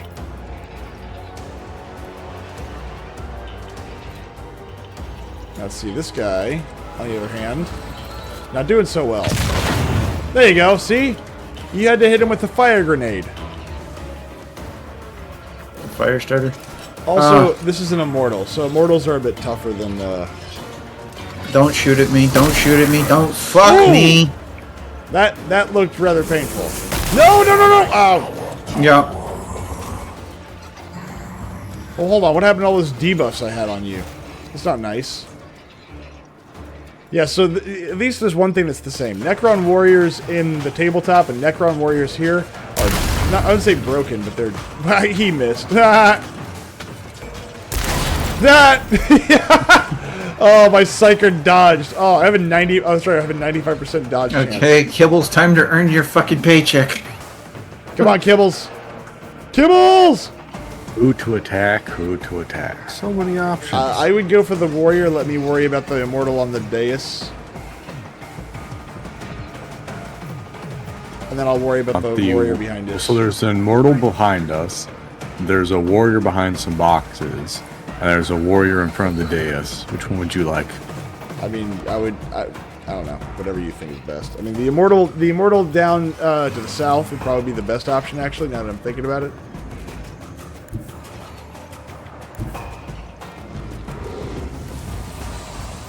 The Fiend of Viabu.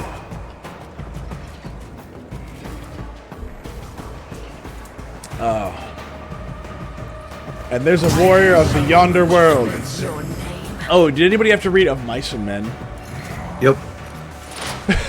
I remember they were describing the guy, the taskmaster who had the glove with filled with Vaseline.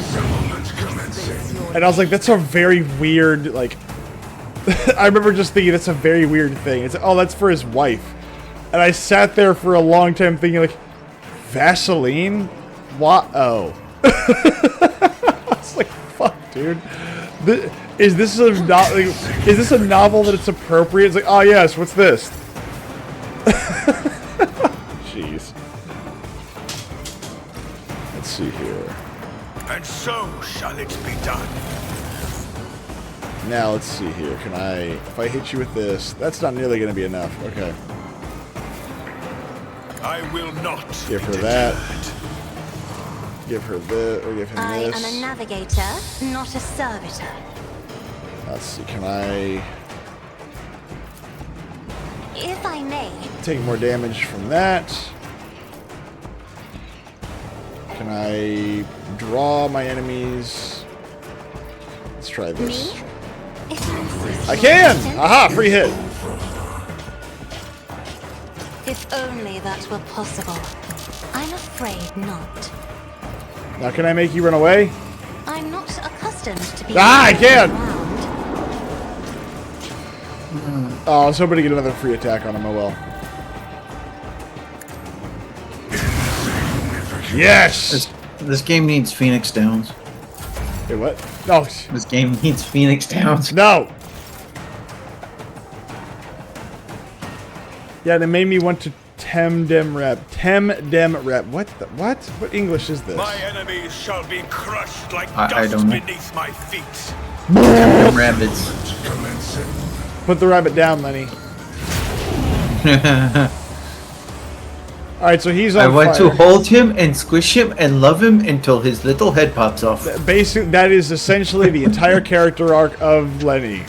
And the fact that That's the whole point of the Abominable Snowman or whatever in the Warner Brothers Looney Tunes cartoons. As he was Lenny. Good lord. I remember watching that. Then you didn't really read the book. What? Isn't this a job for the staff? Lenny was the kind, hardworking man who just wanted to, well, he just wanted to do what his friend said. Then his friend had to put a bullet in his head because Well, the chick made fun of him and then he killed her or whatever the hell. I thought it was because she was trying to come onto him and he didn't understand it. That's what Lenny always said. Well, I think what she did do that, but he didn't get it, so she started laughing at him and whatnot, and that's what it like triggered him. I thought it was, she tries to come onto him, and because he doesn't understand, he freaks out. And then he, you know, while she's freaking out, he's like, please stop being upset. And then he kills her like by utter accident. I haven't read since like high school. Yeah, no, it's what been is activating the stairways gonna do? I don't know. We could do that in a second. Pascal. I guess Smith read the woke millennial version of the book. What do you mean, read the woke millennial version? There was, well, I guess there might have been a woke version. I mean, again, like, this is also, I'm pulling this from memory from over a decade ago. This was not a book that I enjoyed. I did not read this book because I enjoyed it. I read this book because I didn't have a choice. Although I know some people use like Spark Notes or whatever, which I thought was funny because I was like, dude, the book is not that hard to read. Just read the book. Like, it's not hard, and you can, you know, like, oh yeah, I can use the Cliff Notes, the Spark Notes, and then I can write my paper. Why? Just read the book. Just do the assignment. You just spend 30 minutes a day reading the book, and you'll be done within a week. That's it. Like, the book's not that long. Like, they would give us some of the easiest books to read, in my opinion, like, they're very short books, and people are like, oh, I'm struggling through this. I was like, okay. Like, I'm not like, I wasn't a very big reader back then, aside from, like, random history things. But holy crap, I was like, dude, you have trouble reading, like, a novella? A novella is, like, 90 pages long. It's like, when we read, Animal Farm. I was like, Animal Farm is not that hard to read, guys. It is... As of your intelligence, they had to be easy to read. Well, I needed them to take all the words that were long and replace them with, like, words with 4 or 5 letters tops.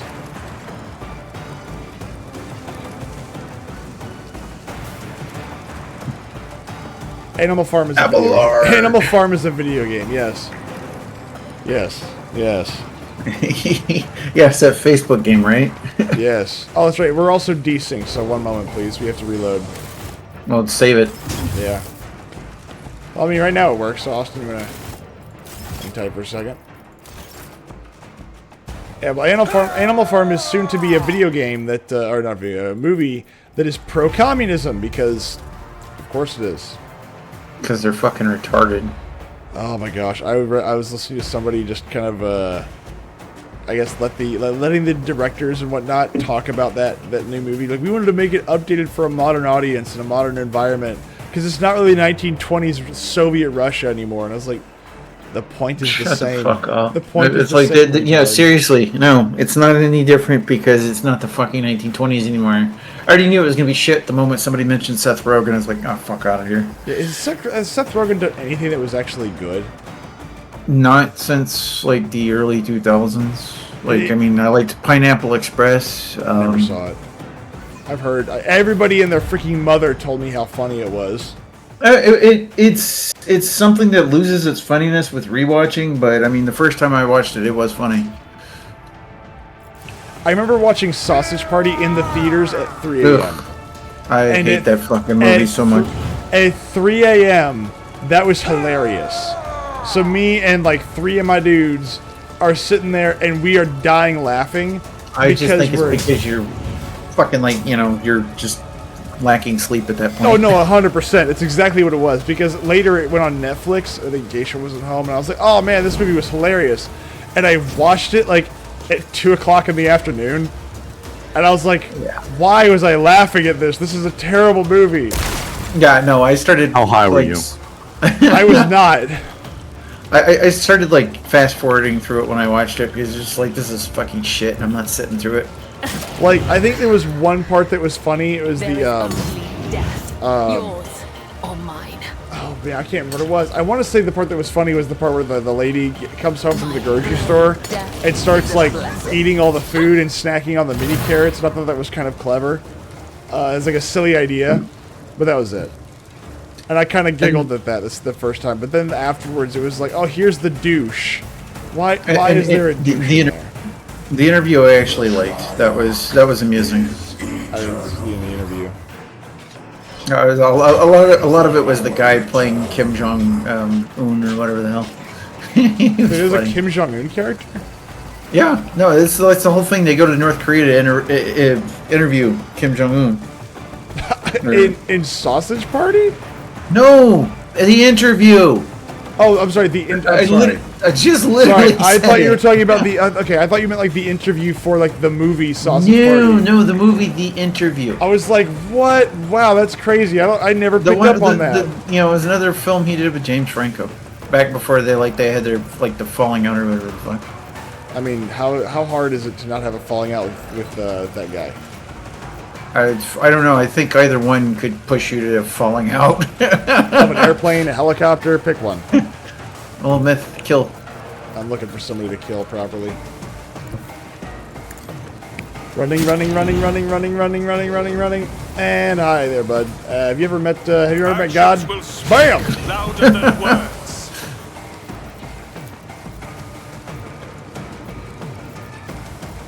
Crap. Kibbles. Can you smash Kibbles? Wood smash.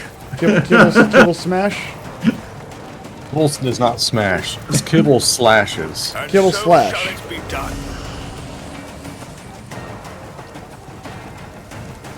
But no, I remember watching Sausage Party at like 3 in the morning, and we thought it was the funniest thing in the world. And then when I actually saw the movie later on by myself, I was like, this movie sucks so much. Why did I ever think it was funny? I felt embarrassed having watched it in theaters and paid money for it.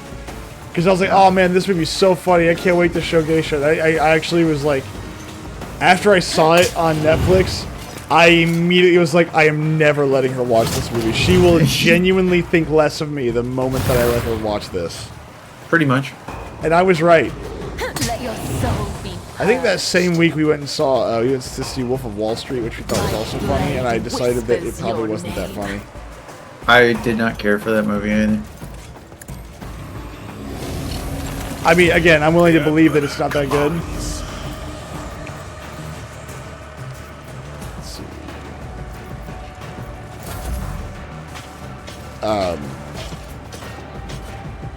I remember thinking there was some funny parts, especially the part where he takes a bunch of essentially pain relaxers or muscle relaxers and goes, hey, they're not working, so he takes more. And he goes, hey, they're not working, so he takes more, and then they all kick in at once, and he's like, ugh! Like that part was rather entertaining because it was like him trying to function while on like a triple dose of muscle relaxers. Oh, when it's like the shit where he's trying to like open up the Lambo door with his foot or whatever the fuck. Yeah, no, like that was mildly entertaining, but that's about it.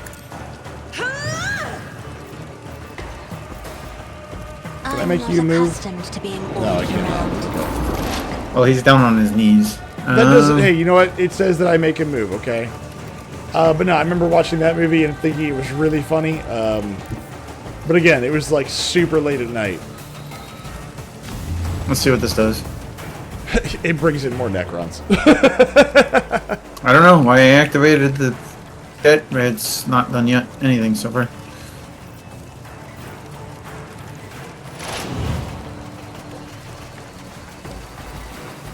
Anyway. Okay.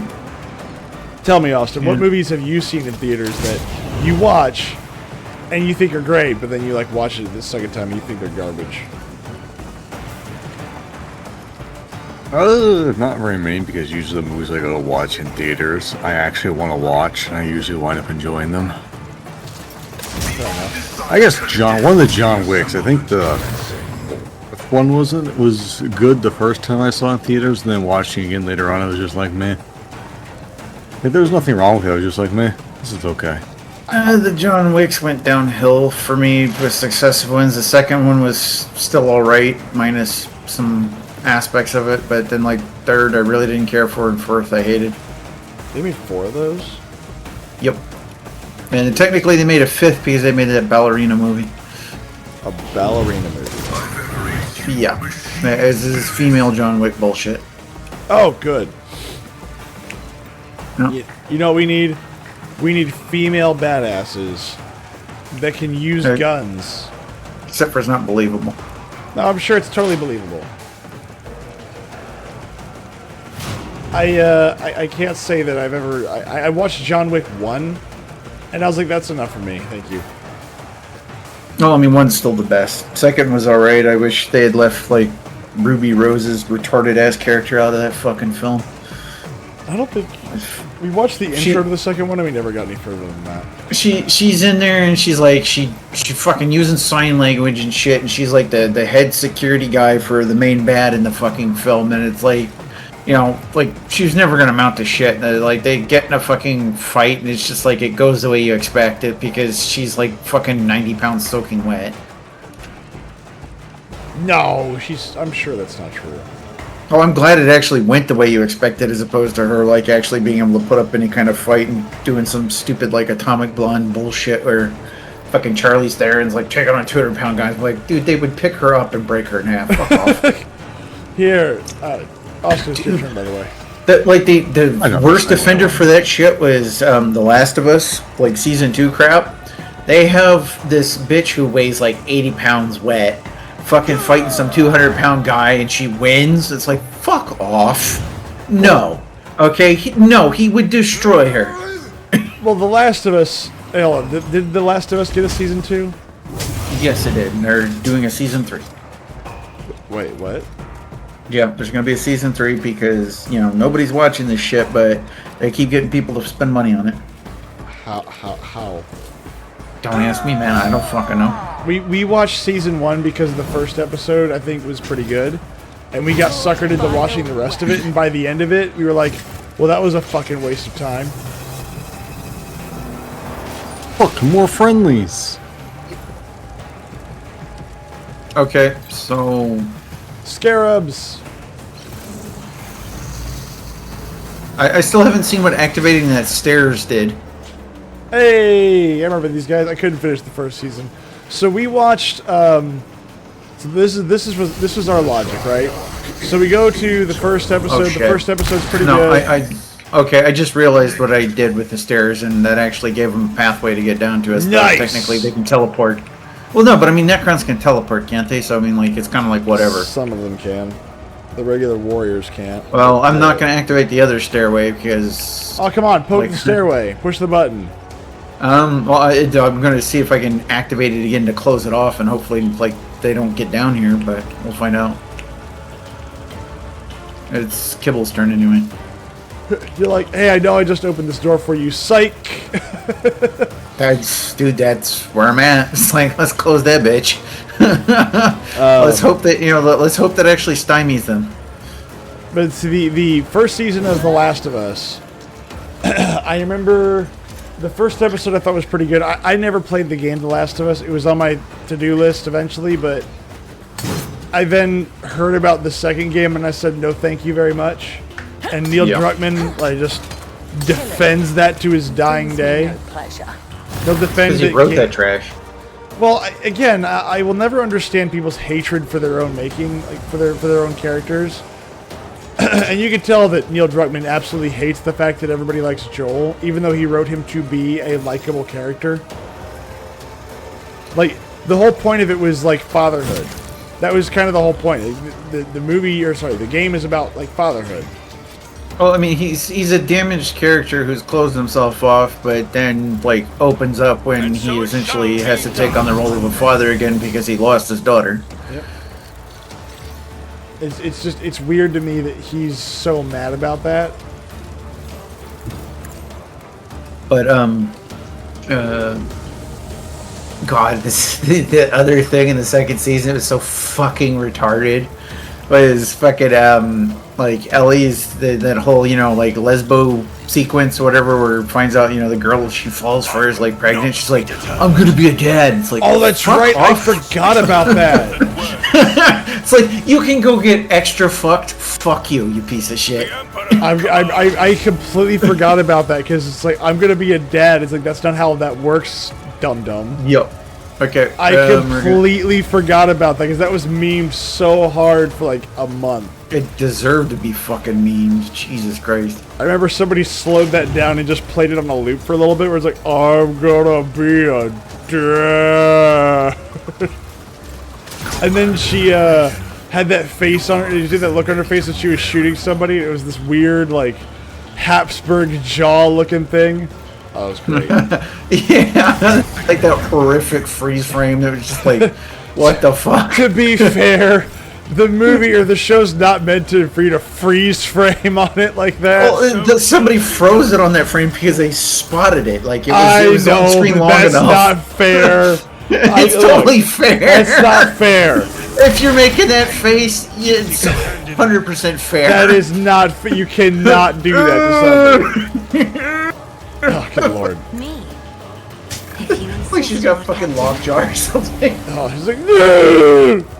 Isn't this a job for the God. It's true. Well, I got the stairs put. Let's hopefully, hopefully that'll keep these assholes from getting to us. I'm sure it'll be fine.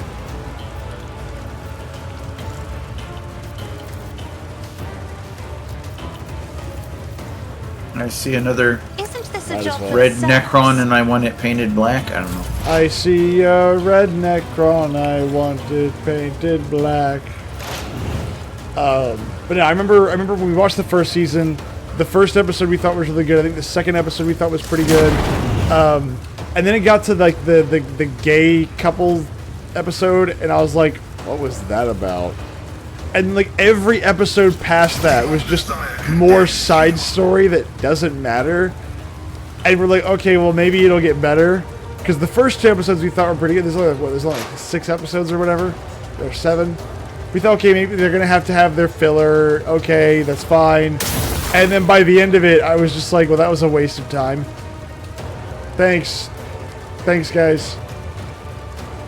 And I decided I was never going to watch the second season, so we haven't. It's too bad that COVID killed off the TV show The Kingdom. I really enjoyed that show. The South Korean medieval show about a zombie apocalypse. Oh, so good. So good. If you haven't seen it, I'd recommend watching it. That was a good series. That was a fantastic little series. Mm-hmm. Oh, what a shame. And then, of course, Who Netflix thought the goes... Koreans would be so good with zombies? Well, because it was a fresh take on it, right? It wasn't the traditional scenario. It's like, how do you do zombies in the Middle Ages? Oh, you do it like that. It's even harder to deal with in the Middle Ages because you don't have any guns. You have swords and spears. And you have arrows.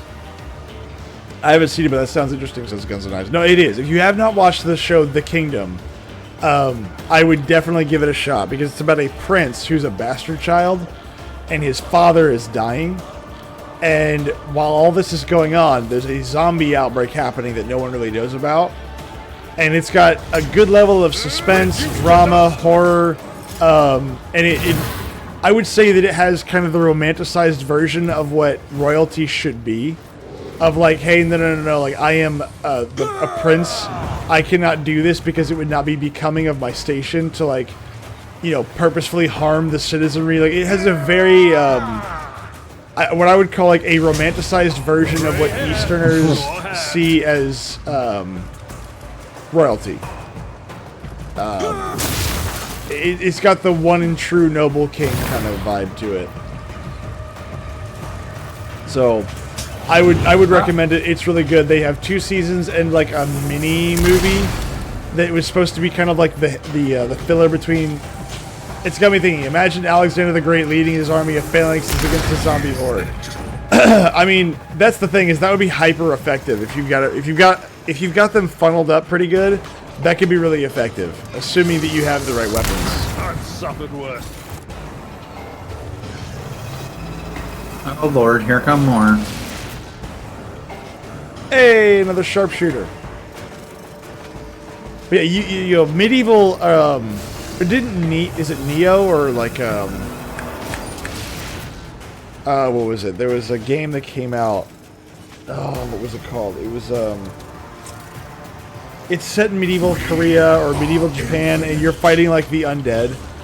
But it's not the crux of it. It's just demons invaded or whatever.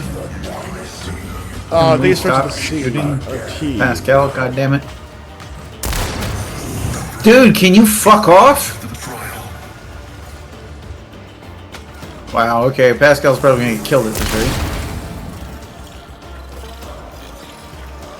I'm so glad I closed those stairs. Onimusha? What about it? I don't remember zombies. Onimusha Tactics, that's what it was. That's the one I played. But yeah, I'm thinking of that one. Onimusha is the game that I'm thinking of. Zombies? I think there were zombies in there, wasn't it, right? Not Onimusha that I remember, but maybe I'm thinking of the wrong thing. Never mind. Although I've been fighting Onimusha Tactics. I thought it was Onimusha.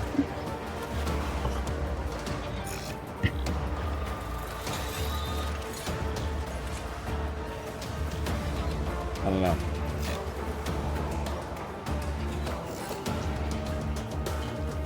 How do I attack this character? You have to jump up there. So I guess I just have to attack this one Necron warrior. I was gonna say I closed the stairs on purpose so they have to stay at range.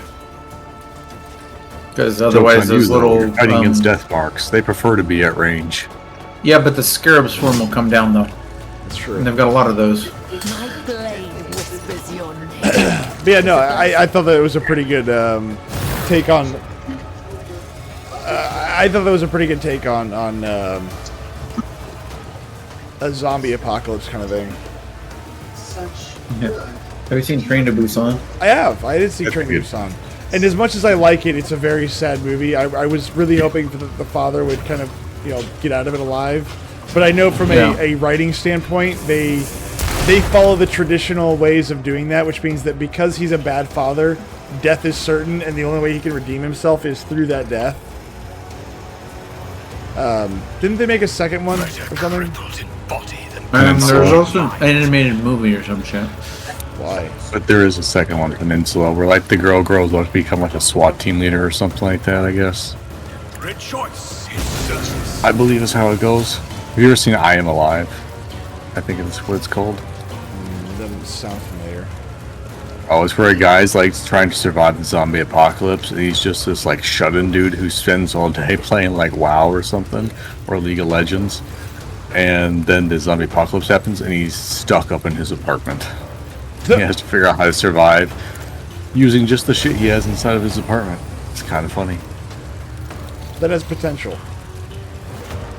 It kind of did, yeah. Like, it was like, wow, this is stupid, but it's kind of funny watching this guy whose only skills and talents are playing video games try to survive a zombie apocalypse inside of his tiny little apartment. It's just like, well, fuck, what do I do? I have nothing. You're Home Alone? Yeah. Oh, Home Alone zombie apocalypse would be great. Let's see here.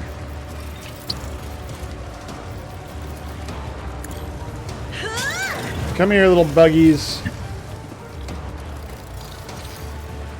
Me? And If you death. insist, Lord Captain. If I may. I see. I thought Apartment Guys zombie movie. I've never seen that. I mean, I don't usually. Zombie movies usually aren't my thing, but I mean, I'm willing to watch them. But all right, Pascal, you're mostly healed. Don't die. Train to Busan 2 isn't as good as the first, in my opinion. Well, I mean, yeah, because it was never meant to have a sequel. To be honest, it was obviously never meant to have a sequel. But I always thought zombie apocalypse movies were rather fun because the only ones, 28 Days Later, zombies are the only dangerous ones. Skyline was a movie about a group of people holding up in a high-rise penthouse overlooking Los Angeles during an alien invasion. That sounds awful. That sounds terrible.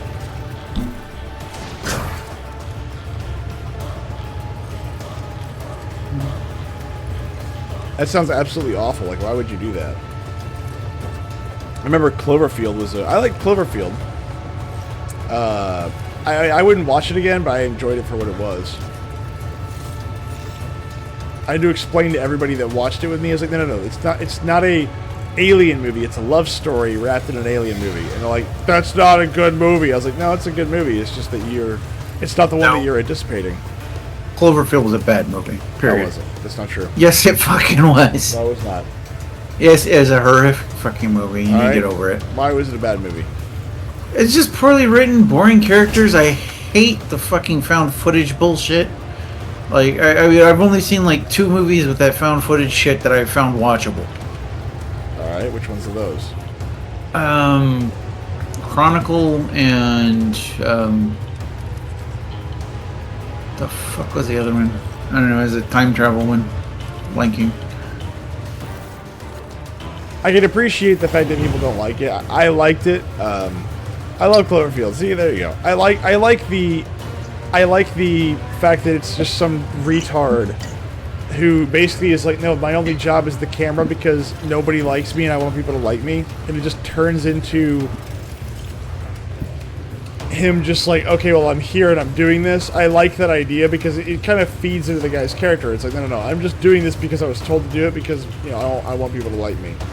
Which is, I hate to say it, it's such a freaking modern thing to do, to be honest.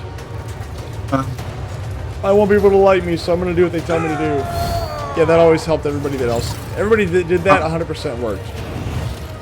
Austin, if you want to stack both your characters either left or the right, I can turn on the stairs to get you up there. How is it that these guys fully heal? I couldn't. What were you saying? How is it that these freaking... No, Austin, you talked over Austin. I was going to hear what Austin said. So, okay.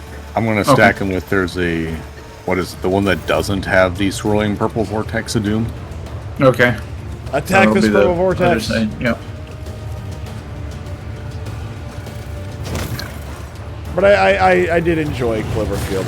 I didn't enjoy Cloverfield Lane as much as I enjoyed Cloverfield. Though there's supposed to be a 3rd movie in that series, I'm not really sure if it was any good. I thought they already made that film, and it was supposed to be another like separate film, but then they tried to like shoehorn it into the Cloverfield series. Yeah, I don't know how that went. I'm not gonna lie. I've never seen it. I have no idea. Rejoice in service.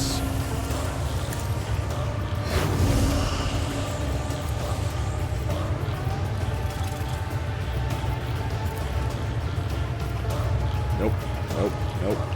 Okay, I guess that turns over. Try to die with grace, Aha! at least. Ah, I got them all! Bastard.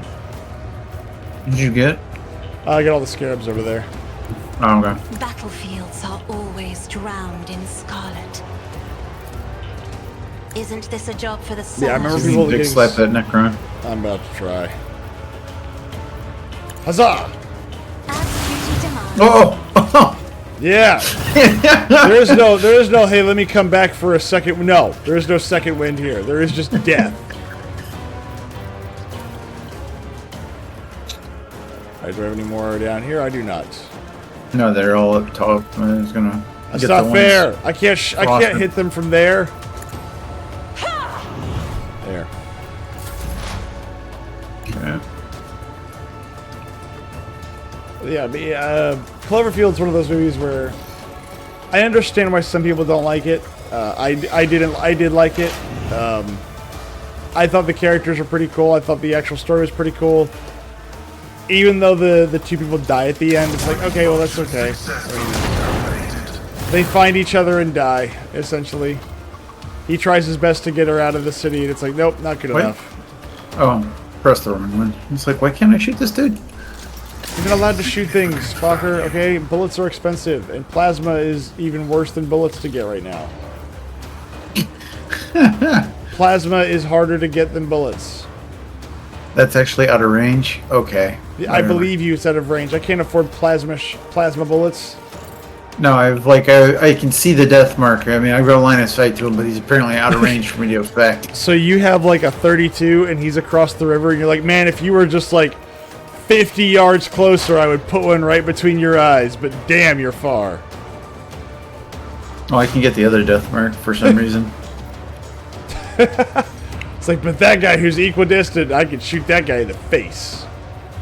There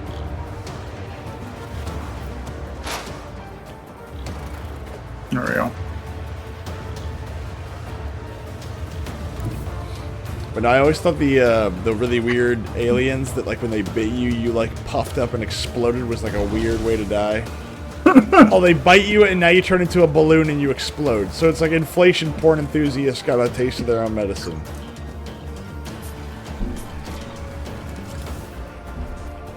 What if we take this person and inflate them like a basketball? Well, I'm going to tell you what's going to happen. How upset would you be if I used a heroic action? I mean, I wouldn't be bothered. I don't know that, we're not going to have more shit rolling in that might make it worse, but... I mean, I think this is the end of this fight, so... We hope. I mean, I think they've kind of dropped all their surprises that they're going to drop. I mean, 4 death marks...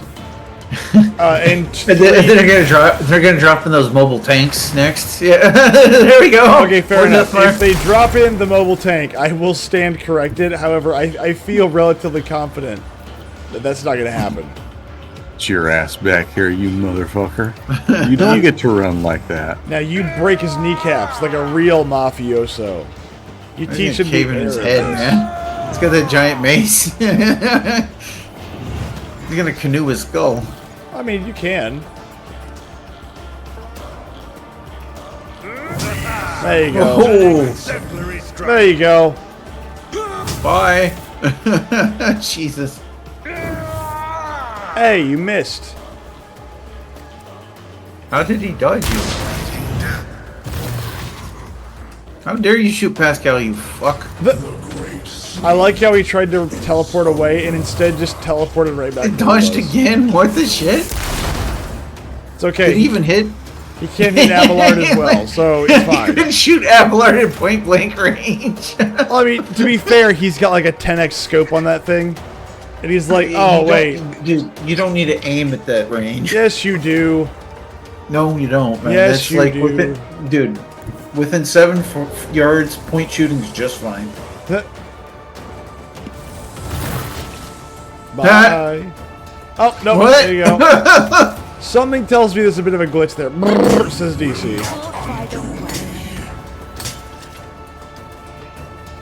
Have you ever danced with the devil by the pale moonlight? Oh, yeah. 1989 Batman. Michael Keaton is Batman. Still best Batman. What? Still best Batman. No, Kevin Conroy's the best Batman. For the movies, dude. Okay, we're not discussing the animated series. Talking about for the medium. Clarify your statement, otherwise get wrecked. I don't need to clarify it. You get Clarify wrecked. your statement or get wrecked.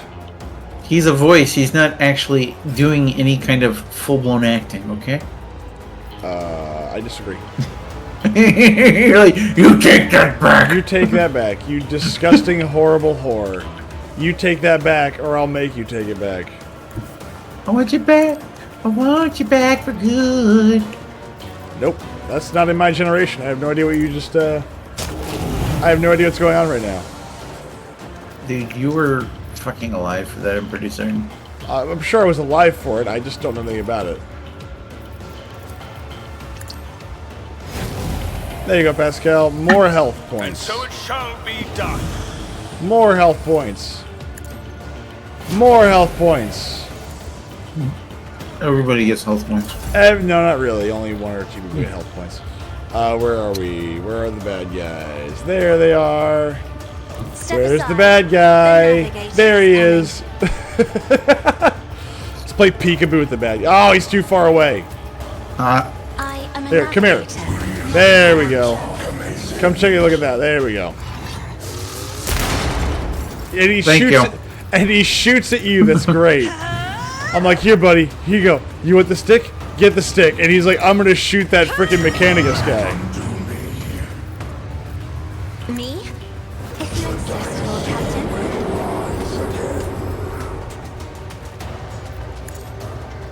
All right, Pascal, shoot that guy.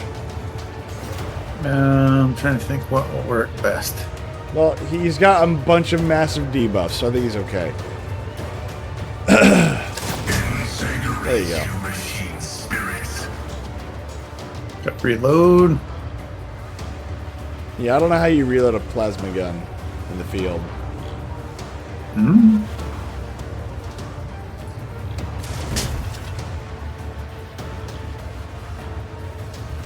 Let's see. Starting to fade here. This will be my last fight, and then we're gonna call it a night. There you go.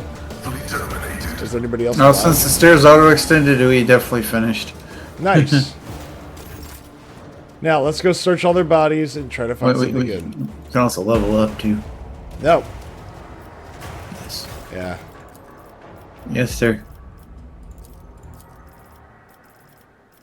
I can't invest in willpower. It's not nice.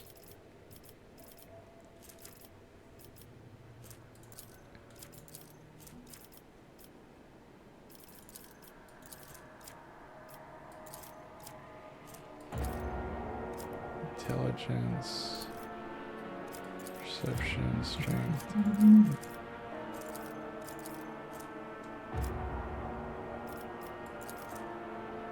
Let's do.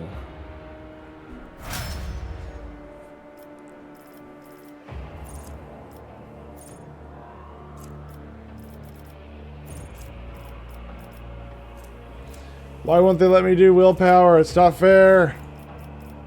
I don't know, because it's not an option at that level. Nah.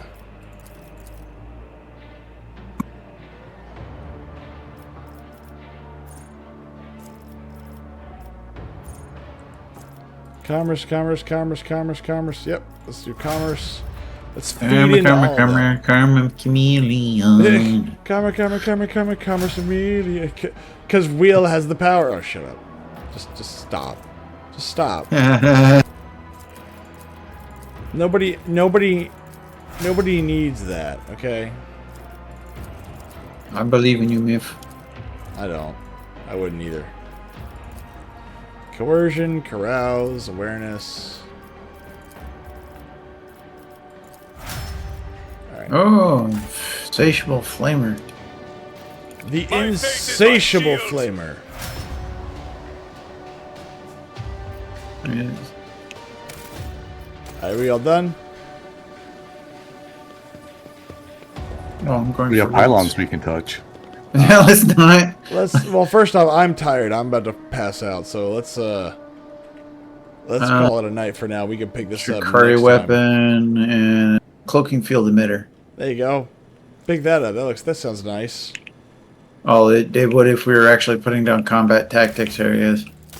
Wait, we're supposed to be tactical about this? Oh, I was before I redid Pascal. Ah. Because that's what all those areas that I was putting down before, where it says using the combat tactician as a support character. Excellent. But now he's just a plasma assassin. I mean, he's blowing people in half pretty well. Yeah, he's shooting plasma. Like yes, but I mean, he's shooting plasma effectively now. It's like no. Before I shot plasma too, it's just that I would hit the spaceship hull and then get people sucked out into the void. Now I've learned to aim better, and it doesn't explode whenever I pull the trigger, which is always nice. I mean, it's oftentimes I get to do like 3, even 4 attacks with him in a turn. Good lord. All right, well, we are going to call it a night here. Thank you all very much for watching and hanging out with us tonight. What are we watching tomorrow? I had blank them. We are watching Legend. Legend. The name sounds familiar. What is that? The movie with Tom Cruise early in his career. It has Tim Curry. Who else is in it? Do you remember Voyager? Did you watch that? Voyager, like Star Trek Voyager, or no? Star Trek Voyager, yes. I think I've seen some episodes. Oh, do you remember the character, the emergency medical hologram? No. Yeah, he's a balding guy. That's, their doctor. Now Robert Picardo. I watched TNG a little bit with my dad when it was on. That was pretty much Star Trek was never really my thing. Oh well, I'll show you. You might recognize him from other stuff, but he's got a role in that movie that you're just like you never know it was him. For multiple reasons, like you wouldn't expect it to be him because of who the character is, and then you obviously are not going to recognize him once you see what the character is. But it's always interesting to find out that he that was him. And there, he's got a good range. DC says myth, yes. But essentially, a young man goes on fantasy quest to right the world and rescue the girl he loves. You make Star Trek a part of your life. I mean, again, I started watching Star Trek TNG. We actually, Geisha loves the original series, and we watched a little bit. We just never finished watching the whole thing. I actually liked the original series, but it's just a little too commie for my taste. Well, I mean, that's pretty much going to be like the entirety of Star Trek, unless you're watching like Deep Space Nine. Actually, to take it back, I saw when I worked from home a lot, I definitely watched, I had Deep Space Nine on in the background a lot. I really like Deep Space Nine. I probably need to go back and actually watch it. No, Deep Space Nine is one of the best series. It doesn't even need to be Star Trek. See, that's one of the things about having a series or a good TV show is your setting should be available to anybody. Like this setting doesn't matter all that much. It's just the context in which you find this. Like that's one of the things I like about Deep Space Nine is that if you put Deep Space Nine in like modern day, aside from the aliens, it can work. It's the same exact thing. You can put that in a political drama. You can put that in anything else. I think that format's really good because it gives you a ton of flexibility to do stuff that otherwise you wouldn't be able to do. I think that the fact that Deep Space Nine is, I think underappreciated in my opinion. Because I remember my dad didn't like Deep Space Nine. I'll take that back. He liked it, but he liked it.